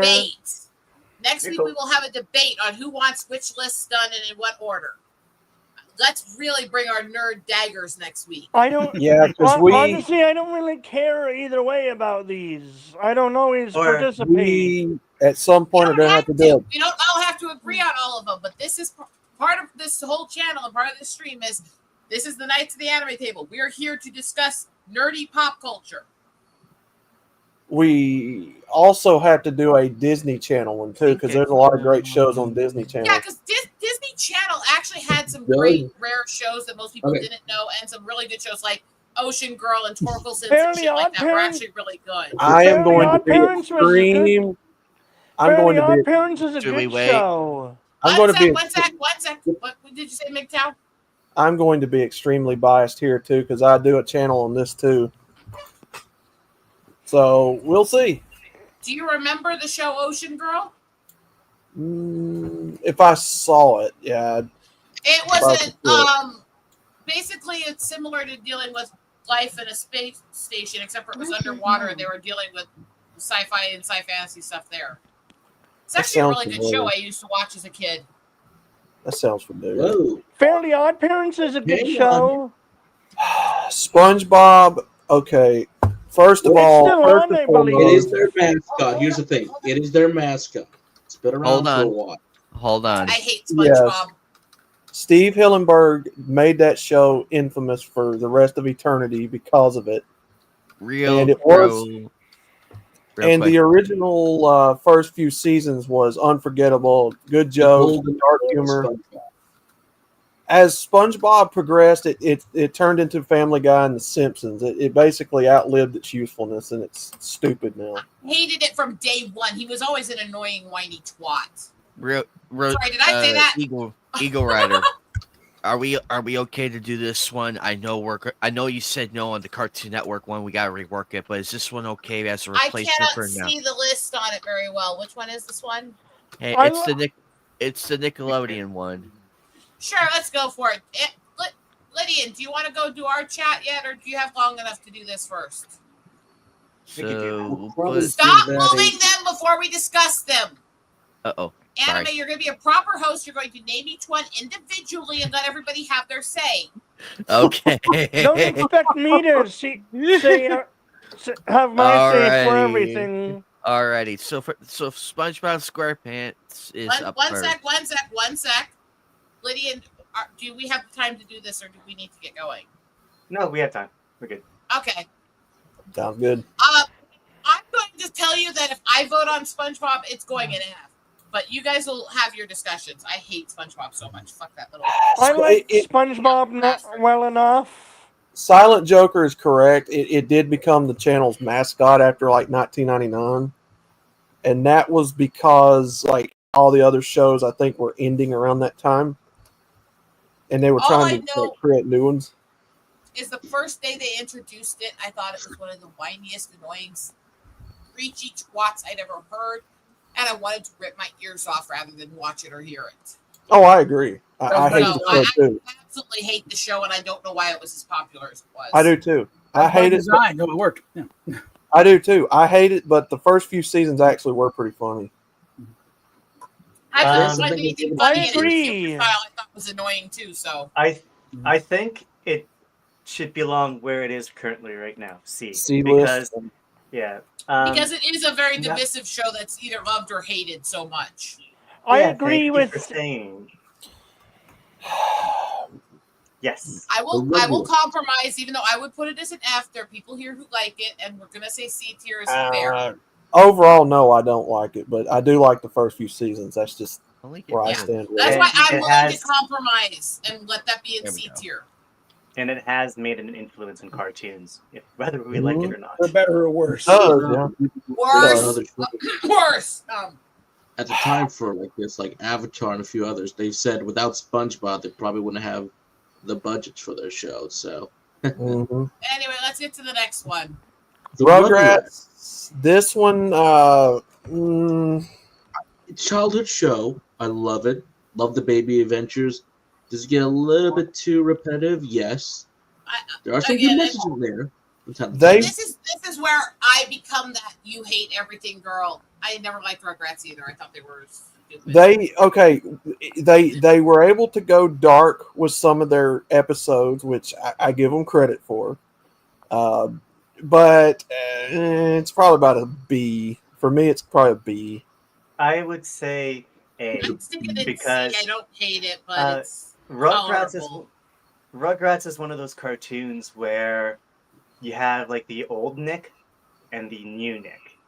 Mm-hmm. I would say anime based on the fact that you have some people saying A and some people saying C. I would say B was fine. I watched B was fine. I watched parts of it at some point. Yeah. Never watched part of ranking these things is we have to compromise. Unless most of us at least agree on one spot, we gotta find that middle zone between the votes. I remember one part of one episode where Angelica wanted all this super fancy house thing, and then she got it, but there was a Christmas episode. But when she opened the garage, there was like one piece of coal in there. The movies weren't that. The movies were meh. I mean, I liked the Rugrats in Paris. That was pretty funny, and the crossover with the Wild Thornberrys was kind of funny. I thought that crossover was weird. You know the reason why I'm letting you guys do the Nick list with me here is because I hated most of their shows, so I'll be the voice of downplaying things. Okay, I'm very biased with this next one. I hate it. Don't like it. It's a What complete is it? ripoff. It's a It's complete. Jimmy What's Neutron. F? I watched some of Yeah, it and it was I hate all it. right. See, but It's a complete ripoff. Okay, Complete one sec, ripoff. one sec. This does need to be something we need to work on with all of us. Let's stop talking about them till he names them, and he has to remember to name them for everybody to talk about, because you leave people confused trying to figure out what the hell you're talking about and trying to see the screen, and it's created a lot of confusion over the last few weeks. Alrighty, so we'll back it up. Let's back it up a few dials. Right now, We're fine. We're on Jimmy Neutron right now. So go ahead and label F. you. I don't like this cartoon I whatsoever liked it when I saw it. because it's a 100%. direct ripoff of Dexter's Lab, and it was a clear, Nickelodeon trying By the to way- capture Cartoon Networks. Do me a favor, anime, add a D tier, because there's too many things that some people like that we can't just necessarily put in F, but do not deserve C or above.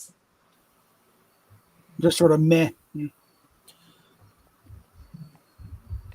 Because Jimmy Neutron was a clear copy of Dexter's Lab there for we the go. Also, Nickelodeon crowd. make the box there slightly greener, so it looks between that. One look paler. There. There. You gotta create that fade so my OCD doesn't start making me want to scream. Anyway, Okay. There can be a couple good episodes here and there. There are crossovers with Fairy Odd Parents. I think those were the highlight. The art style for me at the time for CG will always be weird, but it is what it is. It had its moments. When we talk about CG, about the only thing I cared about at that time was Reboot. Oh, my husband would be so proud of you for that. I mean, Reboot was so good. Reboot was good. I enjoyed it. I absolutely loved Reboot. Let's try something else. So let me suggest a way we can work through this. Anime, you need to be speaking in terms of directing what's being presented. Okay. You present the cartoon. Rosetta has first say. She gives the initial rating. If there's anyone that disagrees, then that's where we move on. Who disagrees? It should be lower or higher. Why agree on the same that, rate?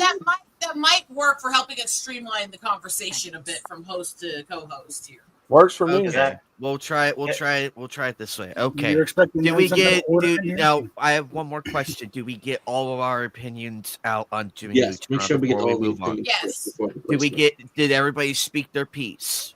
Yeah.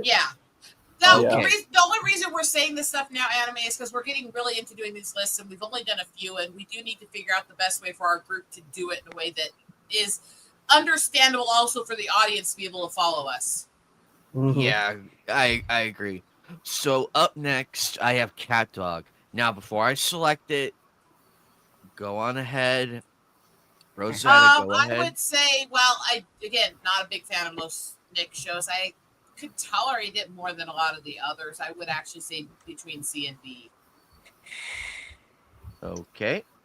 Anybody else with your opinions? I actually found this to be probably the most enjoyable of some of that getting set between the old and the new. There was the balance between the goofy stuff and like the more darker stuff. I loved some of the episodes, especially the Halloween ones that they've done, which was interesting. It's also the great Tom Kenny as the cat, and I can't remember who played the dog, but no, it was the other way around.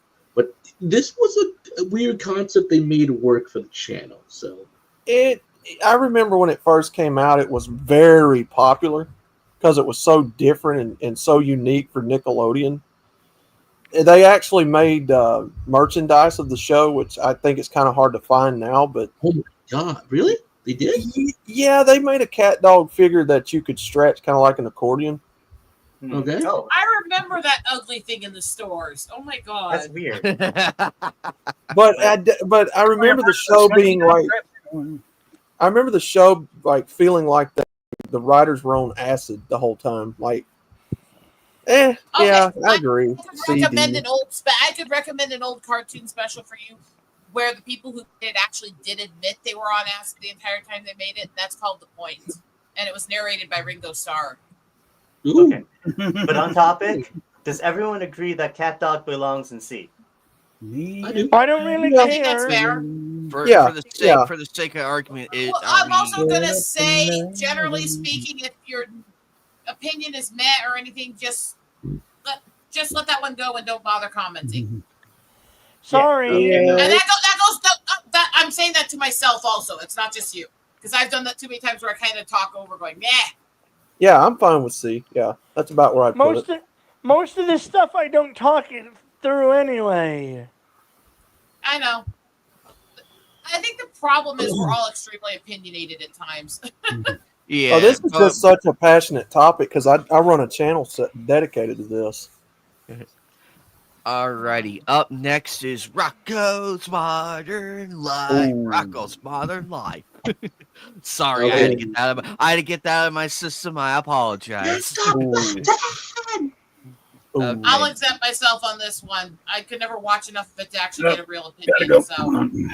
So, Rocco was really good about treating its audience like they were adults and more growny. A lot of good adult jokes. With Rocco, they are the king of getting things under the radar. Yes. Oh my God! Yes. The writers purposely made it their mission to. What can we do to Lydian get with the band? Yes. Especially the band episode that they had to take off with the. And keep in mind, this was Tom Kenny's first role. Yeah. This was his first role I ever heard him in. The theme song is very catchy. A lot of great episodes. It's sad and went away, but they had like an the amazing B-52 intro better. Great. Felt like the show never left. The episode where he was a sex talk operator on the phone was brilliant. I can't believe they got away with that. Oh baby. You turned me on. That's such we should play that clip. Can we get away with it right now? Probably not. The big heads was just your YouTube, typical. We probably can't. The big heads were your typical spin-off of the Honeymooners. It was just great. Like I said, great show. The reason I didn't want to criticize is because I genuinely never really had any opportunity to even try watching it. So I'm not going to sit here and badmouth something I never saw. I saw. That's a fair point. That is a very fair point. So if you guys love that show, then put it up high because you deserve your choice on that. I saw bits of most of these shows, of a lot of these shows. Now, except for SpongeBob, I watched that for a number of years. I'm going to ask MGTOW and Lydian here, where do you think Rocco belongs? Belongs yeah, I'm fine with that. It's a good placement. But like most cartoons of the time, it was one of those weird cartoons where you'd see okay, Heifer being in a family of wolves, I didn't really understand that, but it didn't hurt the show in any way. It was just kind of like one of those tropes at the time, Make that? Yep. Uh-oh. Show though, but yeah, A's perfectly fine. MGTOW, your mic cut out, buddy. Oh, did it? Yeah. I thought it didn't. All right. Okay. All right, moving on. All right. Live action. No, it's connected now. I think it cut Nope, off. I have no clue about this show. Let Anime introduce before you guys start commenting. I don't even know what he's looking at yet. Alrighty, Big Time Rush. No, I think most of us don't have any idea what that is. Yeah, I remember respectively, we'll put it in the never watch. So we'll What's the next one? Drake and Josh. Some of these are Never not cartoons. watched, don't want to. It's still this one fun. is not all cartoons on this one, apparently. It's just Nickelodeon in general. Just like with Disney and a few others, never watched. Don't want to try. Just like with Nickelodeon and a few others and Disney, they try to branch out into live action, follow the wacky adventures of Drake and Josh. I think you can stick that one pretty solidly and never watched. It's not going to be anything that appealed to any of us. There are some generally good episodes in here. They're all right. It's at the height when they're doing those, young child actors in the modern era. But it's up to you where you guys want to put it. So some may not like it, others not. It's up to you. I never watched it either. Anyway, what's the next thing? My Life as a Teenage Robot. Ooh, God. Don't know that one. This is a classic, by the way. It's got a catchy theme song. It's kind of like, what's the best way to describe this? It's kind of like a great introduction to. She's basically a robot that her mother created. Although she's like number 16 out of so many. You find out later. She kind of wants some normal life, but it's kind of like Nickelodeon's Powerpuff Girls, but I think this one's a little bit more slightly slice of life versus the more heavy action. Do you even get an episode like where she run a football team? So that was pretty cool as well. Or her going to the prom and like all the kind of hijinks that may occur because she's a robot. It's a decent show. It's not a bad one. Not a When you bad guys one, finish anime, when you guys finish rating this one, take a hiatus for a few minutes. I gotta go check on Mom and make sure everything's okay and take care of a couple things. Good luck. Alrighty. So I will give that. Oopsie. There we go. Alright. Yeah, so it's far, about Rugrats level for it. If we're looking at it from this point. So far, we have Rocco at A, Rugrats and Robot at B, SpongeBob and Cat Dog at C, and Jimmy Neutron at D. That's where we are at right now. And of course, I like the two Jimmy down here. Neutron, what I saw. Yep, that's fine. That's fine, brother. Let's see. Oh boy, we're Up gonna next, the Amanda show. Funny enough, they stole that theme from Spyro. That's no, funny. it's true. Go look it up. It's the same motif, same arrangement. It's one of the. Look it up. Look it up. Oh crap.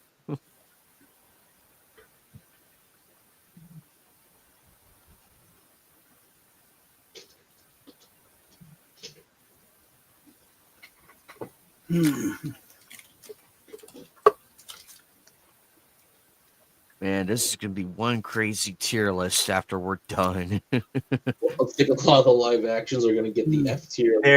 There's a show here you're missing that I'm going to comment on when we reach the end. Mm-hmm.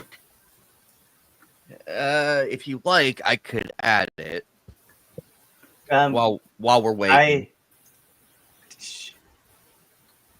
Your it's call. Called, I'll introduce it at the end if it's not introduced. Okay. As like kind of a, did you know? We're looking strictly at animated, or can live action stuff get in there too? Is it El Tigre? I don't see El Tigre on the list.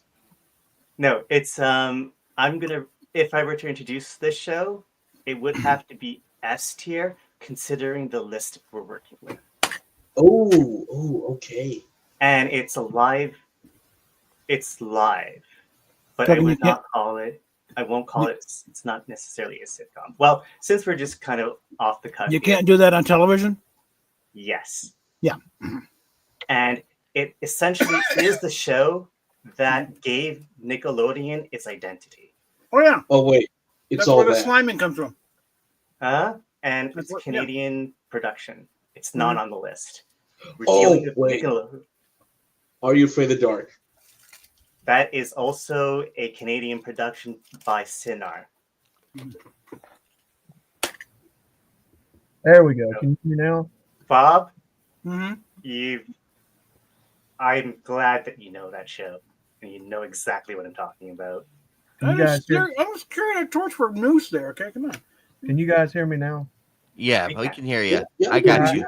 I had to restart my computer. My microphone jammed out or whatever. Sorry about that. It's all good. Okay, what are we talking about now? I recommended a show to add to the list that is not on the list, and it should be on the list. And Bob kind of reinforced my my nomination because of what we're dealing. It's a show called "You Can't Do That on Television." Oh yeah. And without that show, Nickelodeon would technically not be Nickelodeon as we know it. No, he's right. Yeah. I really did put Nickelodeon on the map and look for him. When it was all still Pinwheel and yeah. Nice. I see Drake and Josh. I figured people would have liked that one. It depends, really. It really depends. I didn't mind putting everyone watch. I probably would, if it's my personal list, Okay, there we probably go. put it between C and B in there. Just Yeah. There you see go. it. There you go. I don't Oh, see wait, El really, Tigre on here. Mm-hmm. Because they went and did that one as well. That's I noticed that this doesn't have All Real Monsters. Yeah, I don't see All Real Monsters either. I remember enjoying that one. It wasn't that one. It was not my favorite, but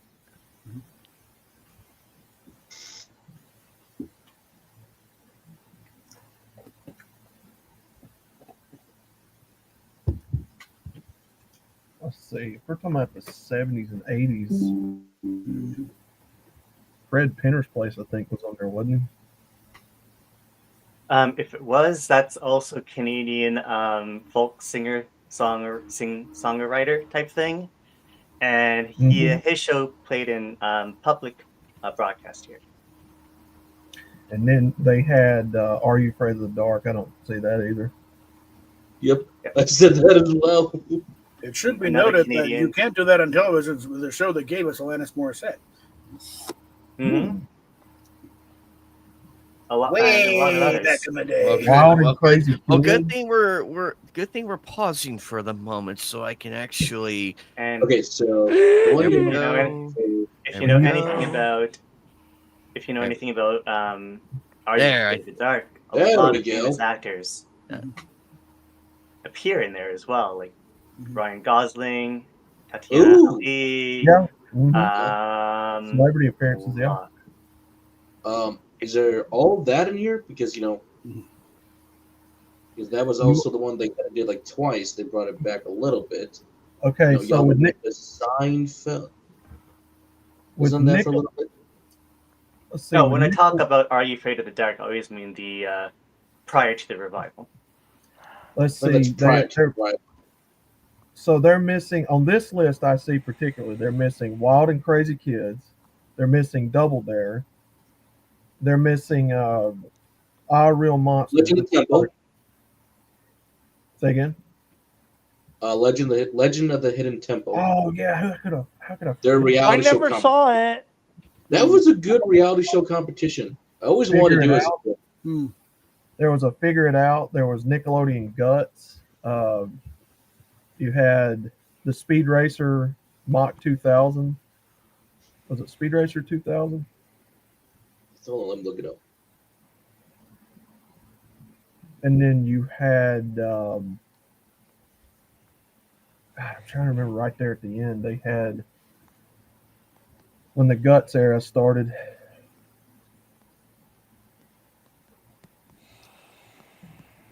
Yep. Nicktoons, production company, Speed Racer Enterprise, Animation Club. So he's right. Yep.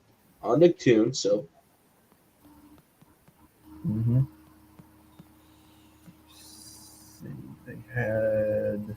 Yes, for the younger As people, told in the by audience, you can't do that on television. Basically described as laugh in for kids.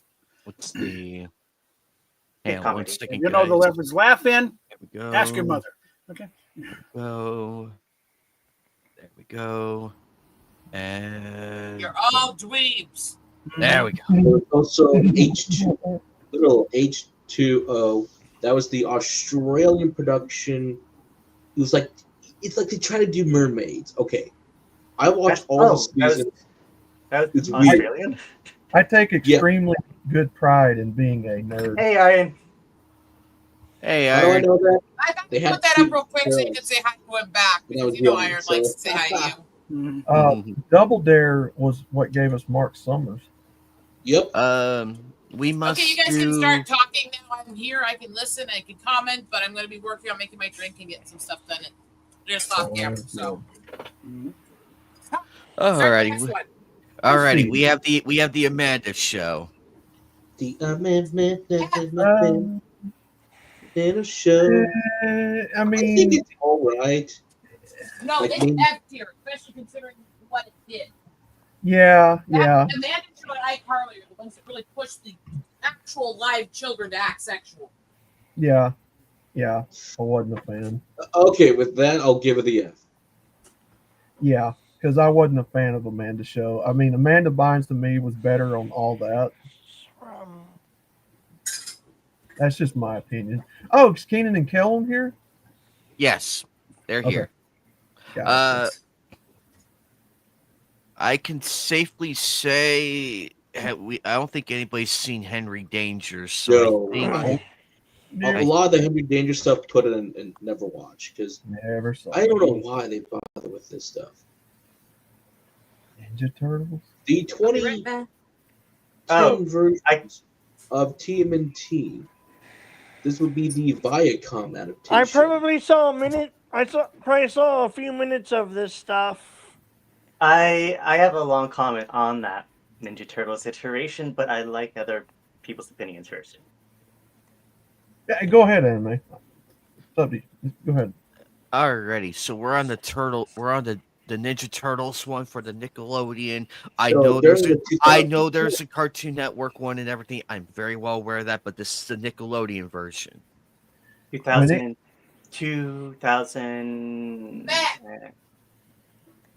When So First remake So go- was total mess.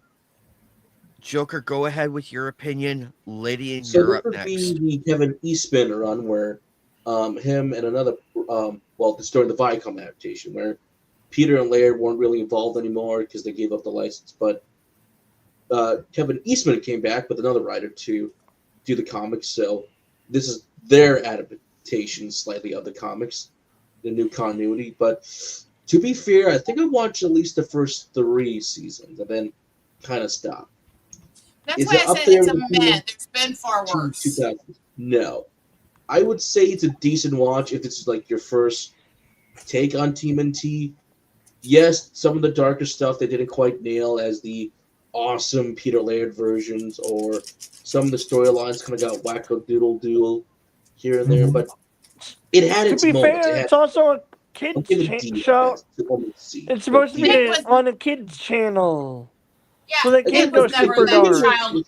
Wait. Nick was never child friendly, no matter what they claimed. So that No, that doesn't they wash as weren't. a reason. I'm just When it- saying what when it What I'm comes is saying that claimed. wouldn't work because half of the Nick shows were actually really, really vulgar, even when I was a kid. yeah. I don't when it- remember that. Yeah, When- we brought up you can't do that on television briefly. When it comes to the Turtles, I remember the 1980s cartoon way more. Yeah, And I remember when this adaptation came out, but I didn't watch it. So I'm going to be mostly biased with the 1980s version. It's like I'm not a huge Turtles fan, but I found it decent cartoon comic. I will say the 80s was way better. I will say this adaptation was decent compared to a lot of other modern retakes, but it was overall meh. Yeah. Alrighty, so in terms of placement, where are we D to going? D, I would say probably. Yeah. Probably D. I'll probably give it I would say C. almost D, almost C. I think Let's let the we'll give gnome it have C. it on C. We'll give it C. Because I am also a kid from the 80s, and I grew up with 80s Turtles, and anyone who grew up with the 80s would know what Turtle Mania was. Yeah. It was nuts. Well, technically speaking, all of us had Turtle Mania. 80s kids. I'm a 96 kid, so I have a 2000 excuse you? adaptation. Okay. We So- all had All the of us Turtle Mania. 80s and 90s kids had Turtle Mania, did we? We all did. We all Oh, did. yes, We we did. The toys When- were popular. So No. when the Still like 2003 version of the Turtles came out, which is really well liked by the fan base, I wasn't watching like TV or anything that much, or Turtles for the matter. I didn't really kept of it. When they mentioned this Turtles, I said, okay, let me take a look at it and catch like the season opener and stuff. It is decent. It does what it can with what the Turtles are, and of course it's a Nick show. But I do like for the fact that they didn't go so catchy as they can because it's a kid show. they did try to at least be serious with the storylines and have a kind of ongoing narrative in the kid show. Now, let me finish calling out what he said a second here. And to tell you how serious I am on this comment, we all had mania, did we? I didn't know I didn't count as an 80s and 90s kid because I had no mania for it. I was okay. It wasn't even my favorite comic series. You know what? No, I did not have a mania for it. No, I corrected him and he doubled down on it. We did not all have Turtles mania. To me, Ninja Turtles should have easily been a Adult Swim show, and I'll explain why. Make me big here. Because the potential, because the fact that you go have, ahead again. I don't believe that being a fan and even having collectibles is the same as having mania, though. Donnie? No, I meant just the minds. Just meant the mindset at the time. I'm not commenting on what you said. I'm commenting on what Silent said there. We all had it. And Raph. I'm talking about like the generations had it. Like everybody had it, but like the generation, everyone had it. I was born in the early 80s. I'm the same age as Lydian. What I'm saying is it's hard to explain how big the Turtles was at the time. I get the cultural phenomenon it created. Yeah. So also, Eagle. I do, one sec, I do think in some ways it, again, I have an issue when things get that culturally big because it almost always either, and it can be an amazing movie, amazing show, amazing comic, whatever. When it gets that big, it gets overrated because people start deifying things, letting mistakes or issues go and other stuff because it's their fandom. And that's where I get turned off by the manias, which is why when people say we all had a mania to it, I get kind of annoyed. It wasn't about you, okay? In my honest opinion, the Ninja Turtles should have been a show that Cartoon Network picked up because it's more along the lines of a fighting, like, kung fu style show, kind of sort of like Dragon Ball Z, which it had so much more potential that it could have been rewritten as a newer version on like Adult Swim and been given more of a proper, like room to breathe as far as fighting scenes and using weapons like they're known for. Well, the concept was a spinoff from Daredevil. Yeah. Jim Shooter got shit for rejecting them from the day he died. What at the same time, how the comic was even created was that it's just Peter and Kevin Eastman. Well, they're just sitting together on these wonderful comic nights, drawing, making each other's laugh. Kevin Eastman draws the first turtle ninja. Peter draws his, then goes back to Eastman going Ninja Turtles, and then Teenage Mutant. Concept was born right then and there. Yeah, Two friends why making I each other was laugh. careful in how I phrased it because when I say things get too much credit or things are overrated, that is never me saying I love or hate something. That is me saying that cultural significance, the media and the pop culture overhyped them for things that they did. That doesn't mean they weren't great. It doesn't mean they weren't stellar. I say the same thing about Beatlemania. I say the same thing about the Elvis obsession. I say the same thing even about some of the way people act towards Led Zeppelin. And I am a total Zeppelin, okay? So it's like, when I say that and I call things overrated, that is not slamming it or spiting it, okay? Don't worry, I feel the same way about a couple of stuff as well. I have that same opinion as well. I just wanted to clarify that because you know how many people I still have harassing me saying that I hate Metallica because I said they were overrated, and it's been like 2 years and they're still bitching at me about it. That's still going on. I'm like, wow, move on. It's like literally calling something overrated. There's lots of shows I watch, lots of movies I watch. I'm a Star Trek fan. Do I think a lot of Star Trek's overrated and how it's been treated? Yeah. So it's just about understanding cultural significance and where things play. And our culture has a tendency to either ignore things that are playing an important part of the development of culture and society or over glamorize it and pretend that it was everything. Beatles did not do anything the bands weren't doing before them. Elvis did not do anything that there were not other artists doing before he started doing it. Metallica, same thing, but they're all credited as somehow creating this era and these genres and this style that they didn't create, that they borrowed from other people when they started.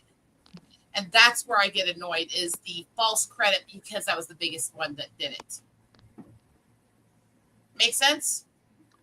Yes. Like, why am I big again? That was on anybody. that's on you, Eagle. That's on you. I did not push the button that time.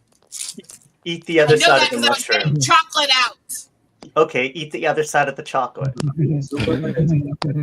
Alrighty. Eat mushrooms. Am I an idiot? It's just one of those shows, in my opinion, that Cartoon Network should have picked up. It really isn't a Nickelodeon show, if that makes sense. The Turtles have been kind of mishandled almost from day one. You know, beyond the original comics, but you know. Alrighty. They had to whoop them out when they did the first cartoon. That has been my general opinion of most Teenage Mutant Ninja Turtles things is the potential was way higher than how they managed to actually do it. Exactly. I would agree. If you were to fairly judge every single iteration of the Turtles, it's decently a C kind of tier. And that's okay. It's where it kind of is. It just we're kind of frustrated I would say the early Turtles I would actually put between B to A. I would not say they're stellar. The early Turtles comics and the first cartoon, I would put that range. Well, the first movie is the only one that's actually done it justice, really. No? Yeah. And see, the movies I never got the popularity of. I found them annoying. But the first one was basically retelling of the first issue. But I would say overall, as a completed, take all the iterations, everything together, and rate it all as one piece, I would say would be around C. But if you take the early iterations of it and the early popularity and rate the things that gave it that, they would be in the A tier range. I don't know. Turtles are like Sonic. The fans are always kind of asking, you could do better, and always are disappointed what's delivered. I don't know. I thought the Sonic movies were going to be cringy and annoying as hell, but I'm actually really impressed when I watched them. Oh, yeah. No, the Sonic movies are great. I'm talking about the games. And I about most of the games, too. In fact, one of my favorite games of all time is Sonic Spinball. We're going to have to do a tier list for Sonic to see who... Wait. If we do a Sonic tier list, I'm usurping full hosting duties for that. I will. Yes, I will usurp full hosting duties if we do a Sonic tier list. I'm running that shit. I heard you're stripping and doing some hosting duties. Shut up, Dillian. I said usurping, you asshole. Onward. Next show, please. I beg your pardon. I beg. No, you don't. I beg pardon. I beg the pardon here. I am a bigger Sonic fan than you could imagine. If we're talking about Sonic, I'm very biased of the 1993 adaptation. That morning. Actually, we did do a watch party of that show, so we did do a watch party. If we're doing a Sonic tier listing, every game and show we can find, and the movies, I want to host the Sonic listing. And that's nothing against you, Animate. That's me. I'm Sonic. In other words, I'm so biased. I want Jaleel White to do the voice of Sonic in one of those new movies. Oh, Jaleel White was freaking amazing. Exactly. Alrighty. Moving on, please. Up next is Ren and Stimpy. Okay, like I hated that one. That would annoy me. Said this is one of those shows that should have probably been on Cartoon Network. Yeah. If we are talking about protoplasm, I rank it with Beavis and Butthead as the ones that annoyed me most and made me want to rip my eardrums off. Have fun ranking it. I'm not getting involved. Silent Joker, I'll do you one better. It probably should have been on MTV.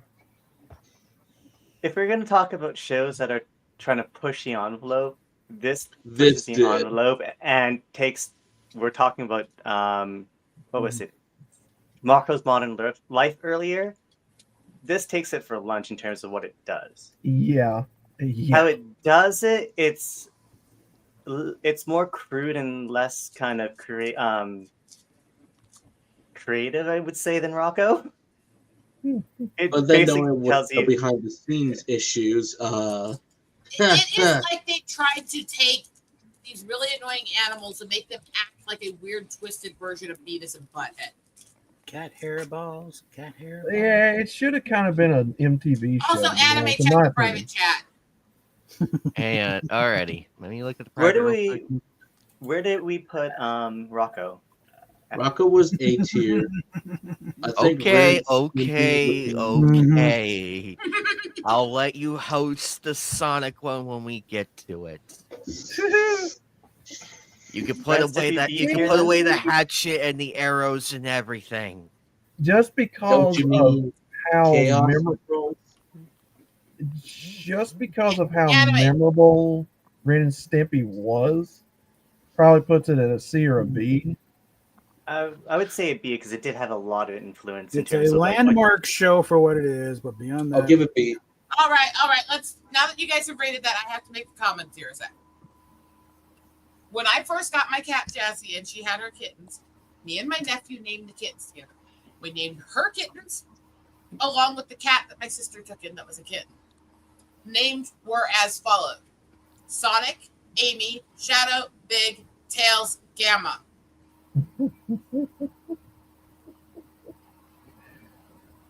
I would have probably had to have named my black cat Jaleel White. Now, am I a Sonic girl? yeah. More than likely. All I of think those we have things came out confirmation of different that. Sonic stuff. I mean, I don't even call Eggman. I call him Dr. Robotnik because that's how He old is I am Robotnik. about. He's always going to be Robotnik. He Yeah. will always be Robotnik. Eggman was a stupid change they made. They somehow decided that the nickname that was an insult that the character used in the old ones now had to be his name. It was one of the dumbest changes they ever made, and it took away the insult of it. Exactly. Well, we know one of me insulting. Why not? Plus, I'm a fan of the legendary Tony J voice actor, so. Alrighty, Right, I have very a feeling we're good. going to agree on a lot of stuff on that. Curious, big cow. Very good. iCarly is up next. Yeah, I didn't. Yeah, Yes, and I they actually press agree criminal with charges that. on the show. Do you know how many sexual scenes they made about teenage girls and their bodies had beaten that damn show? Yeah, I don't I thought know. that was victorious. that was probably a show after the golden age of Nickelodeon, like in the That more show is modern- one of the ones that led to them finding out all the creepy stuff about Dan Snyder, by the way. Yeah, that show was there wa- stupid to me. It also had some dark moments. That It was all one was of them. dark. Like when they there was like a robber or whatever, and they identified him or whatever, and he came by their apartment looking for their apartment and he had a crowbar in his hand. Oh yeah. You're actually dealing with the plot. I'm done with the plot because they actually were I- predatory. We're talking with the show. behind the scenes stuff, you know. Yeah, aside from all of that, I get what Nickelodeon was going for still at the time, which was changing more from cartoons to like live action kids shows, like Disney was doing at the time. But iCarly was a big miss for me. I didn't like Yeah, it. It was Anyway. also extremely predatory. Yeah, Yeah. I didn't On like it at all. paper, it sounds. This is one of those things where on paper it sounds really cool, but this was badly executed and not for Yeah, the but right it's and for the integrated wrong with reasons. TVs. I will say this off the Mhm. record. I believe I still remember this date. It's back in middle school when all this was happening, and this is after the I Lookalike episode. I believe one of the students that was given the tours was one of these people for the I Lookalike episodes. Can't remember which of the cast they were, but it was weird. My friend's Let me like, "Oh put yeah, this- for my college." I was like, "What?" I looked. I was like, "Oh my god, that's weird." Let me put Well, this abundantly clear. Let me put this abundantly clear. Because of the things that it did, both on show and off show, it belongs ranked with cuties. Yeah. Just say, you know, Ooh, Bill Maher yeah. talked about one of his rants Down on that something. road, but I agree How with you. there's so many people working at Nickelodeon who tend to prefer them on the young side. It's like when they asked, you know, Dillinger, why do you rob banks? That's where the money is. Yeah, Why I are can they get all working behind, at Nickelodeon and Disney? That's where the kids are. I can get behind that. Yeah, Okay, I'm gonna move on. I please. agree. Yeah, Up next. Oh, Oh, my On that cheery note, by the way, side note, since Eagle Rider likes Tony J, he was also the voice of Crimson Biome in the reboot series. That's right, he was. Such a great actor.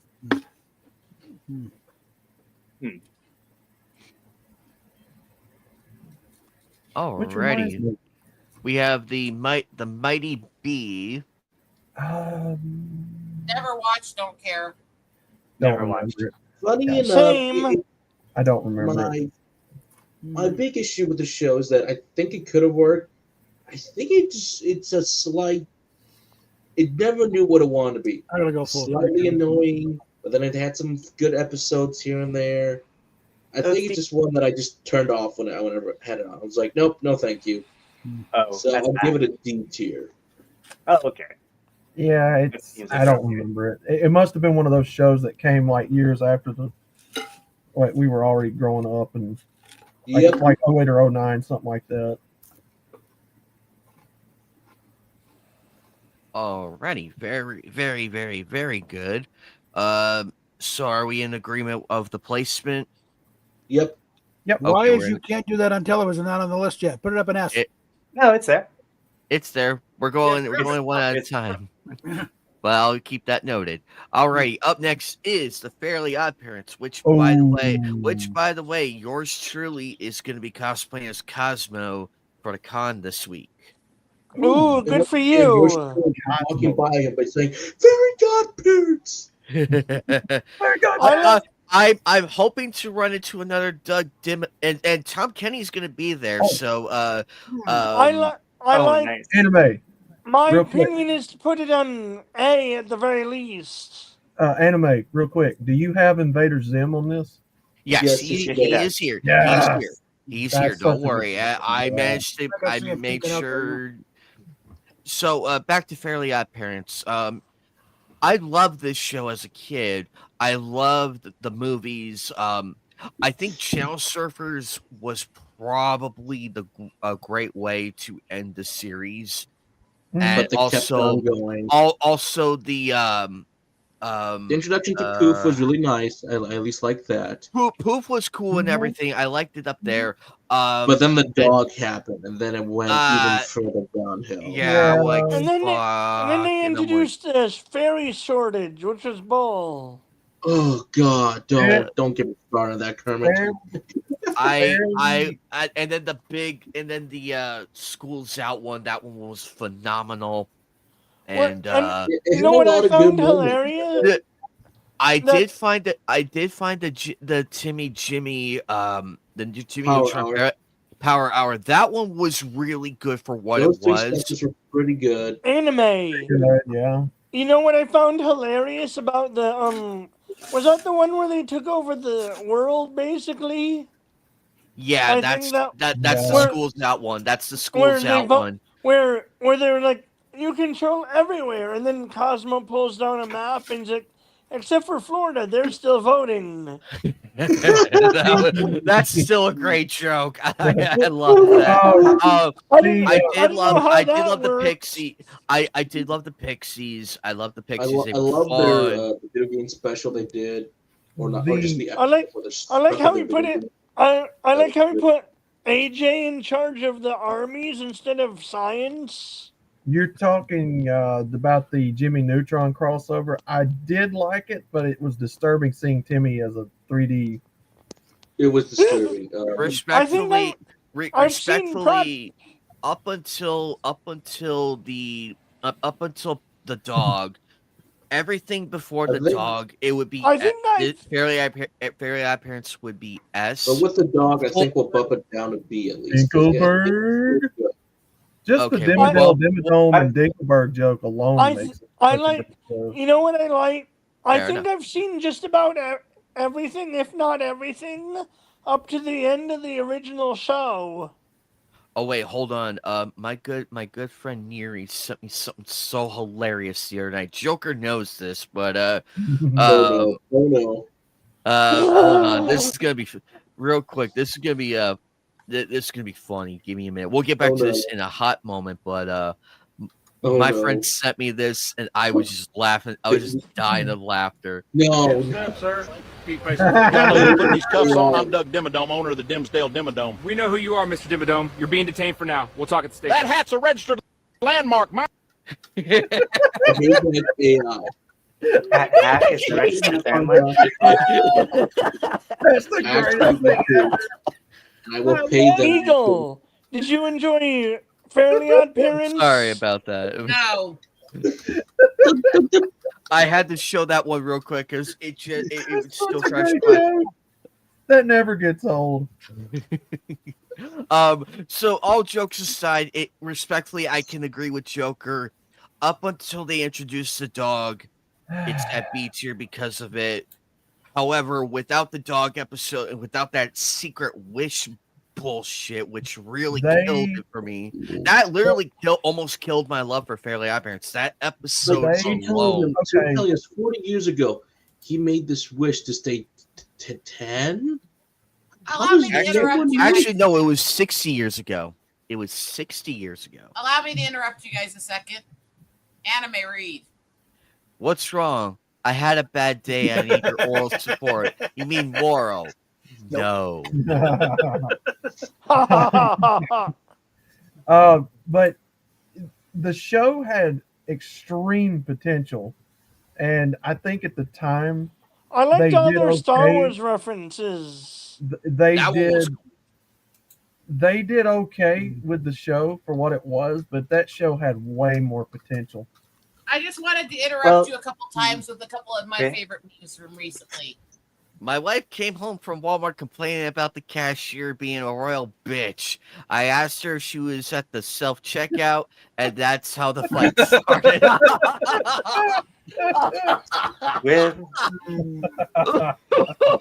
Oh, God. Okay, that one's good.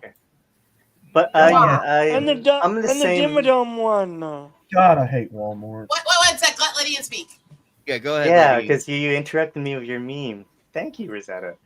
I was waiting for everyone else to shut up. We just timed bad and we started similar. Go ahead, Lydia. Let's get your opinion out there. Me, Joker, and Outlaw got our opinions out. So go ahead. The floor is yours. And I did my opinion. Yep, and Kermit too. Every time when I look at a cartoon, I also take a look at the time period it was released. This is after kind of the era of like Rocco and Rugrats, Fairly Odd Parents, and at the time, because Rugrats and Rocco almost did get canceled because of how far they pushed the envelope. Early episodes of Fairly Odd Parents kind of tried to do that, but then they kind of eased off and kind of lost its claws as it got further into its seasons. Yeah, and so that's I'm kind of meh with Fairly Odd Parents. It's like I'll watch it, but I don't have any opinion nonetheless. Sentimental attachment. Yeah. It's like all that lore you all talked about. I'm like, I understand it, and I know you're talking about the baby and other characters are introduced further on, but do I remember any of it? No. Do you give a crap? No. Okay, all the spinoffs. Never watched. Never watched it. Okay. So let's see. We'll put Camp Coral as never watched, and the Patrick Star Show. No contest here. No arguing. No contest. All right, good. We have enough problems. We have enough problems and headaches with SpongeBob as is. SpongeBob Do multiplying. I need to spank this group for arguing so much and interrupting each other? No. Or would you guys enjoy it? No. Oh God. That depends, actually. But from you, Rosetta? No. It depends on if the chains are involved, if the hook rack is involved, if the string myself up by the neck and have it touched to your body. Sorry. And also the torture wheel and the spike the leather belt and the waterboarding. Shut up, you. Anyway, to reiterate to people, then I say that about Lydian, it's because he's literally like a brother to me. And I mean, he says that about me. It's the same. We feel like siblings to each other. So, yuck. I mean, He's a brat. Yes. look at this tiny microscopic gnome with no dick. I mean, how would you know that? Oh my god. Captain Oh. Dick. How would you know that? No. And me. No, we'll leave it. It's a self-deprecating statement because she knows that's what her ticks say. Alrighty. Kermit, sometimes trying to add those jokes just makes it cringe. Doug I is S tier. apologize to everyone. You're good, Kermit. They might Moving. get either, so I'll be the miserable one saying I hate almost all of this. I would argue for Doug being S tier. Argue down from there if you want. You gotta get Mark at least 1 year because I couldn't stand it, so it'll be A. Okay. But then again, if I do that, you'll get no S tiers, so maybe I'll let Lydian have this one. I want an argument. The problem with Doug, and this was a highly memorable cartoon, by the way. I loved it. It's one of my personal favorites. They fucked up this cartoon when they went to Disney. And the reason I say that is because it's the same thing that Dexter's Lab, Cow and Chicken, Powerpuff Girls, and Johnny Bravo suffered from when they switched.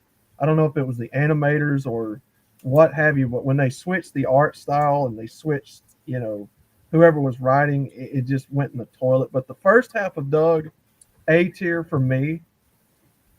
I wouldn't say it's S tier because there is some still minor things like that. Mm-hmm. But all right, for me, it's A. I am between S and A with Lydia and McTown making good arguments. So, well, both of them having an S and A rating, me having I never liked it rating, will knock it down a little bit. So, Anime, where would you say? I would say A, but on the personal fact of is yes, it's one of the staples of childhood, and Lydian and Joker and Outlaw have very solid arguments about it. However, on that purpose alone, we could rank it as A because it did have a strong start and the story was really, really good. Mm-hmm. However, the backstage politics, the marring of the art style, and really dumping everything on its head is what brought it down. It would be S tier if they kept it on Nickelodeon and kept it going and everything. It would be fine. Exactly. But because of the backstage politics, the stupidity of changing the art style and direction it was going in, which was already established, they took that, dump it on its head. Mm-hmm. I would say a respectable A for this manner. I was going to suggest that since everybody's voting, basically most of the votes are at A tier with a little S, and I never really saw this. And some of us being like me who never really liked it, I think it's fair to say this one averages an A between everybody. Yeah. It's an A TLDR because of Disney. Yep. It was just a very relatable story growing up as a kid. I mean, they did the whole bit crushing on your crush, very realistic. I'm trying to remember that when I approach these things, I approach them with an obsessive, psychotic, OCD, autistic precision. So I'm not going to give much things high ratings unless they hit becoming my special interest. Yeah. With Doug, it's one of those last shows that maybe with Hey Arnold that's coming up that dealt with like real life. We're just in a cartoon form before like the animation renaissance that would come with Avatar and all that other stuff that happens afterwards. Mm-hmm. And because cartoons are so kind of expensive to do, the stuff that they would do with a show like Doug in a very creative way, they just threw it to like kind of Disney slop with like Drake and Josh and stuff. Mm-hmm. Can I speed this up for everybody and say to take Sure. the last couple of their live action shit shows and throw them at F or never watched, and then take the on principle staples of annoying kids shows like Dora and Blue's Clues and those and put them at F because I had to sit through those babysitting kids. Thank you. Lazy Town is Thank you. iconic, despite what type of. I would say I would I actually watched Ned's give. Declassified. Wait. I will say I will give him that. Lazy Town was not as annoying as most of them. I would put it to at least the D level. If it didn't make me want to off myself watching it with the kids. To be Do fair, what you want because a pirate is free. Now I don't know if everybody here considers Franklin and watched Little Bear Ned's like kids Declassified. shows on Nickelodeon, but I think Franklin and Little Bear were probably two of the best kids shows Nickelodeon had. It was better. I would still put it as mid-tier overall, but it was better than most of them. And again, I'm not saying that those standard shows that I'm saying drop an F tier because they annoyed the shit out of me were bad for helping kids learn or calm down, but they were annoying as shit as adults or teenagers who had to take care of kids. And those were in my teen years when I was taking care of my nephew and all kinds of kids for everybody, and I had kids on me or with me or surrounding me most of the day, every day. And so I had to see those things constantly. Yeah. Yikes. Yeah. And Paw Patrol is definitely on that list because I can't stand fucking Paw Patrol. Thank you. I can't stand it either. Okay, and don't even know what that is. Don't even I know forgot what that was. Because I'm getting tired. I can't go much longer. And honestly, I watched Ned's Declassified. Bubble Guppies. I don't even know what the fuck that is. Huh? Yeah. I'm just moving stuff at a. Let's see here. Nicky Nick. That's never seen. Yeah, I've never seen that one Yeah, either. Like I said, some of this stuff came like right after we all started getting older. Fanboy Chum Chum, put that in F because they passed up Adventure Time for this. True story. Oh, dear God. Really? Yes. They had the pilot for Adventure Time. And all right, now I will give this next one something, even though it wasn't my style. I actually know so many kids who this actually helped them find interest in learning about caring for animals and nature and conservation. So you got to give decent rating to Wild Thornberries. With Wild Thornberries, of course, the legendary, was it Tim Curry that did the voice of Nigel? Well, there's also that because Tim Curry is one of my favorites of all time for many, many reasons. It's higher than C. I would put it higher than C, even from me who wasn't a watcher of it. It's educational at least, right? It actually helped. It had so much good tie-in to nature and exploring and safari stuff. It actually got a lot of people in our age group interested in conservation and learning how to care for the forest. Every episode, as opposed to Dora the Explorer, which you had to be stoned in. As a fan of the show, Swiper, no swiping. Oh shit, really? As a fan of the show, being a fan of vehicles, the Combi is still one of my all-time favorite vehicles of cartoon shows. Do you guys want to put that up at A since you guys seem to like it?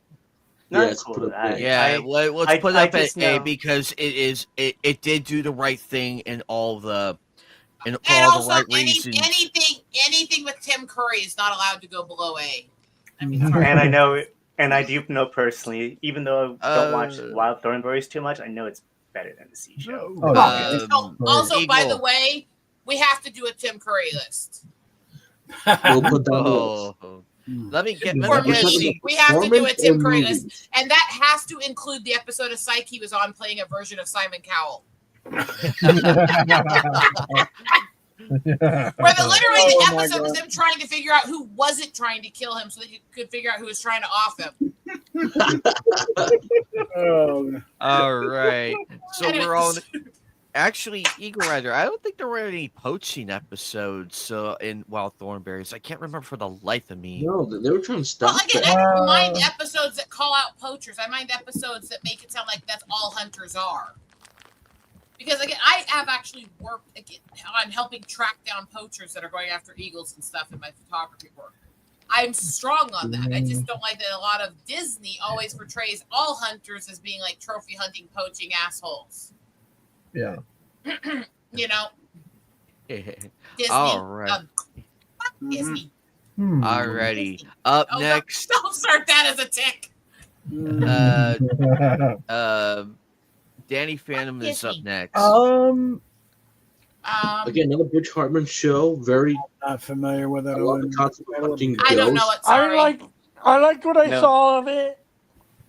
No opinion, but I know that series has its fans are crazy. This series is another one of those that I strongly believe should not have been a Nickelodeon show. It should have been a Cartoon Network Adult Swim show. Simply for the fact that Danny Nickelodeon Phantom... was never the kids' channel they portrayed themselves as. Let's get that Well, straight. well, I say it because Danny Phantom had the potential, like Ninja Turtles, to be like more of an Adult Swim style show, like more fighting, to like let it breathe a little bit more, since he was more of a fighting type character, superhero, whatnot. Well, not exactly. While we're at it, we also The at some point philosophy of Nickelodeon. anime. At some point, we need to do a list of warped, twisted, and violent game shows like Wipeout and shit too. Oh boy, we're gonna have fun with that one. Well, Joker, to me, if it's okay, if you have a premise with a superhero, somebody that's got powers, and you're putting it on Nickelodeon, to me, I'm kind of like, maybe not the network I would have put it on. Nickelodeon was never really a kids' family channel as much as they portrayed themselves as. It, for a lot of reasons, and most of their shows, you guys have even talked about it, were intentionally designed to push how adult they could make kids shows, even back when I was a kid. And you also got to remember that Cartoon Network was loud in your face, boys. Nickelodeon was kids versus the worlds, and Disney was the air quote family. That was the safe, known option. It's Disney, Disney. Nickelodeon was loud in your face, boys. Please, I thought that channel was too soft for me. I mean, at the same time as well, some of their shows were kids versus the world, like this one, Avatar, S tier, automatic S. Yes. See, with me, Danny Phantom had the potential to be something to the liking of Justice League, or maybe Static Shock, or Static Shock, Batman Beyond, maybe. Are we had more fair with potential. our ratings? I agree that about Avatar. One sec. Are we fair with all our ratings, or are we extremely biased in not just on personal taste, but personal history and experience too? No, Avatar definitely belongs there, because that was. No, I'm not saying that about that one. I'm talking about in general and how we're approaching it. One thing I could say is I think we are all guilty a bit of automatically downvoting things if they annoyed us at some point. Yeah. So then, is this the method that we're using right now? It still needs to be kind of reined in just a bit, because it almost that's what I was saying. I'm watching how we're handling this, and I'm helping us compensate for it. We're still having a lot of trouble with you guys not waiting to go through the steps and have each person do their rating. We may just have to basically have this go down the list from top person here down the group to the bottom of the line, because it's getting hard sometimes to get you guys reined in enough to stop talking when each other are putting in votes. And that's because we're all excited because we're nerds, but it's things we have to fight as we do this. I concur. What's next on the list? Because I'm glad we don't need to argue about Avatar. Do you have a sequel? Do you have a sequel? Oh, what? That's only Avatar. It's not Korra. Avatar was probably Nickelodeon's greatest show, like one of the biggest sleeper shows they ever made. Actually, it nearly did get canceled. Twice. Like, ain't that scary? Like, it was literally lightning in a bottle. The comics tell you what happened to Zuko's mother. Yeah. That near the end, I think Avatar had some production issues. Korra, well, that's if it's the budget. A different story in its entirety. Captain Asian did. That was a lot darker. Oh, I got so much to say about this next one. So much to say. Yeah. I'm going to abstain from this one because I only actually saw it once and it had no appeal to me because of my style of humor and art. So I'm going to abstain from this one. Hey, Arnold has two movies, right? One sec. What did I just say? Let's try to do this in order down the line so everybody can get a chance to speak without interruption. And I was halfway through what I was saying. Let's do this in order. Bob, did you ever watch it? What's that? Did you ever watch this one? Hey, Arnold. Hey, Arnold. Nope. Okay. So Bob has his So let's go opinion to already. Lydia. I do. I have watched. I have my opinion. No, okay, I'll tell my opinion. Can you move up the list here so I have a reference in terms of where we rank things? Okay. There you go. Thank you.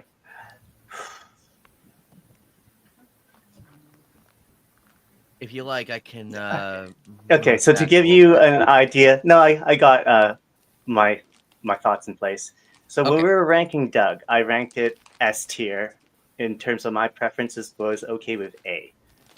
With Hey Arnold, it tries to deal with like real life situations, kind of like Doug, but it hits more to home because Doug, he's normally inside his head, where Arnold is dealing with people that are around him, like the immigrants and the situation in terms of his New York life.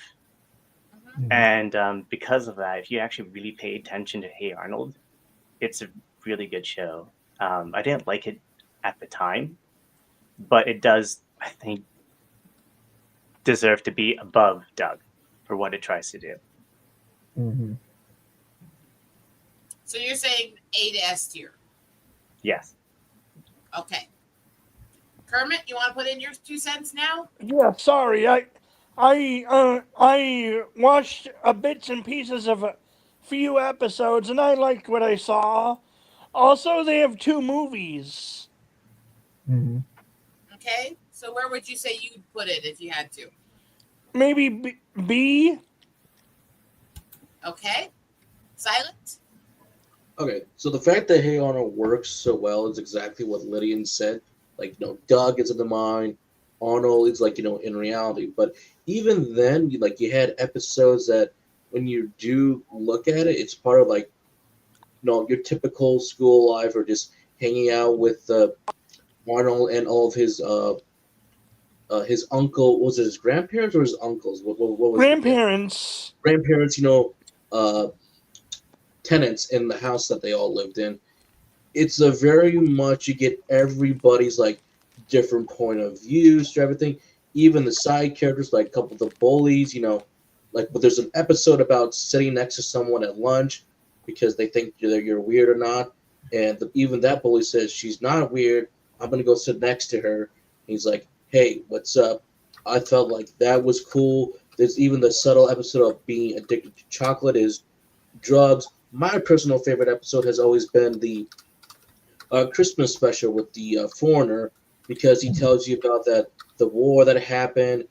Everybody trying to get out of the country, and the U.S. soldiers Vietnam. say we can't take all of you, but we can take one. And he made the decision to give up his daughter for a better life in America, and just trying to find that girl all these Didn't years. the helicopter also crash?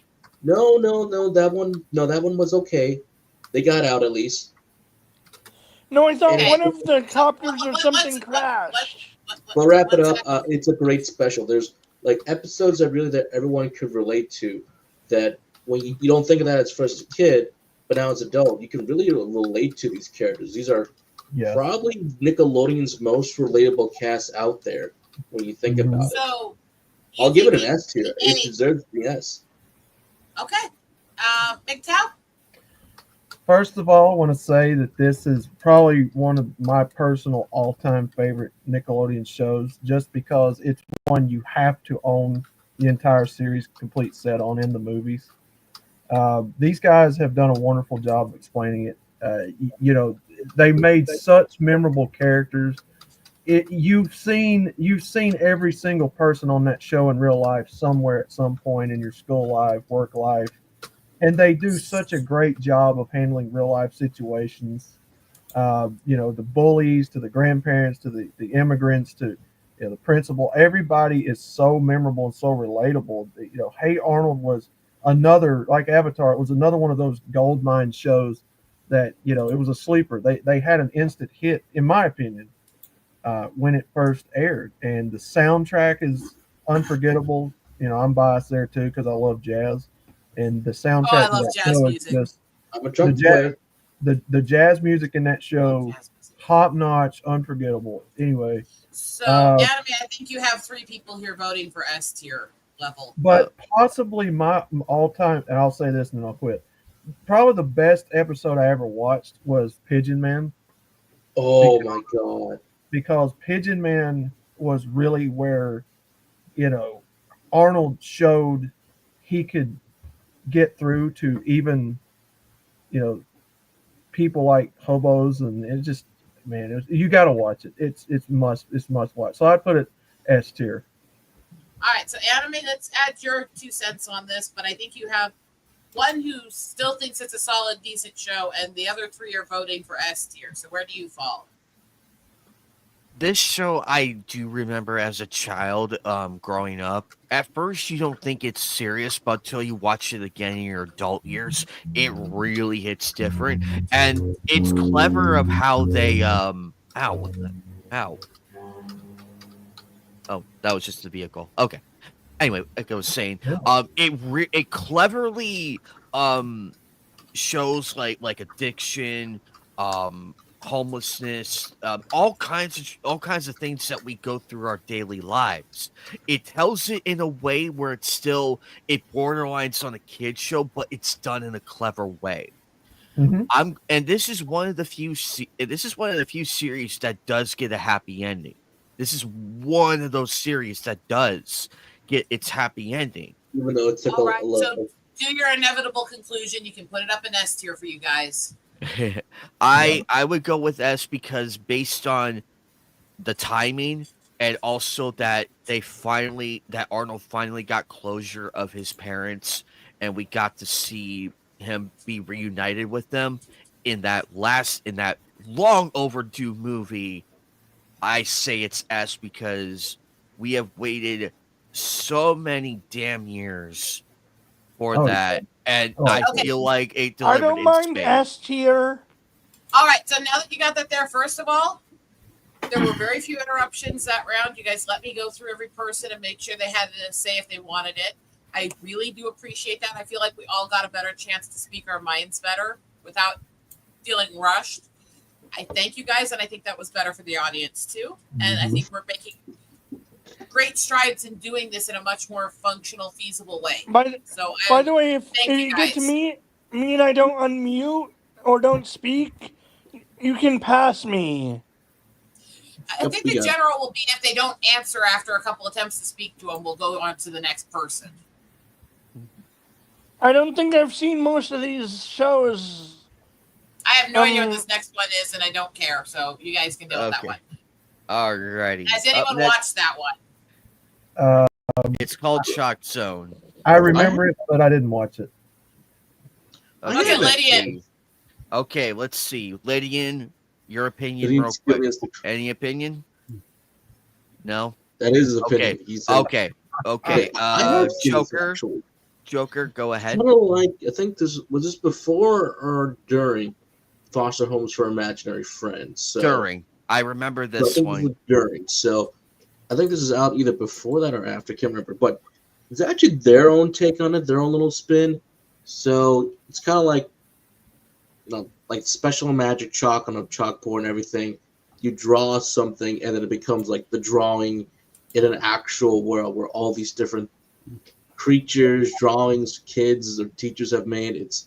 It's in there. So kind of like a little bit of an isekai, reverse isekai, but you have to go into the world. But it's kind of funny, rememberable, kind of like weird little adventures. There's no really overarching storyline. So I probably would give this like a C at best because it is memorable, but you have to really go through the library to find this one. It's one that has sadly been forgotten throughout the years. So I'll give it a C. Was your ex, Lydian, a visceral opinion or just a lack of knowing it? Lack of knowing it. Okay. Okay. That you looked makes a little sense. visceral the way you did it, honestly. I will take I've hand never gestures watched and it. everything as a part of the opinion. Visceral is this, yes. My nuts That are was a visceral. tick, Anime. That was a tick. When you said I'll take hand gestures, I ticked the middle finger. Real quick, Outlaw, do you have an opinion real quick before we move on? I've heard of it, but I've never watched it, so I don't really have an opinion on it. Okay, Since the so one it who looks actually like knows it is Joker, then we're gonna go with his rating, which is C. okay. Very good. Very good. Loud House is next. Nope. Asshole. Joker. Eat a dick. Nope. I have no opinion on this one either. Okay, no one has an opinion on this one, so we'll go to there. Invader Zim. Now, let's see. Eagle Rider, do you have an opinion on Invader Zim real quick? Okay, we're good. Bob? I don't think Bob. Okay, so Okay. so far Eagle Rider and Bob had their own opinions in. Lydian, you're up next. Invader Zim. What can I say about the show? I like it. It's shown its age, and I would think that, to put it simply, it influenced a lot. And some shows have taken the worst parts of Invader Zim and kind of ran with it, and the better shows have taken the better parts of Invader Zim and ran with it and showed better success, if that makes any sense. It's hard to rate it. I cannot rate it lower than a C because of the influence it had. Very good. Okay, so we have a C rating on the board right now. Let's see. Joker, you were up next. Oh, wait, hold on one second. He mutes so he doesn't interrupt people. Okay, no comment. Go on. Okay, he has no comment. Okay, Joker. Joker. Dark. You're up next. Rude. Funny. Very twisted and weird. I love the art style. I love the theme music.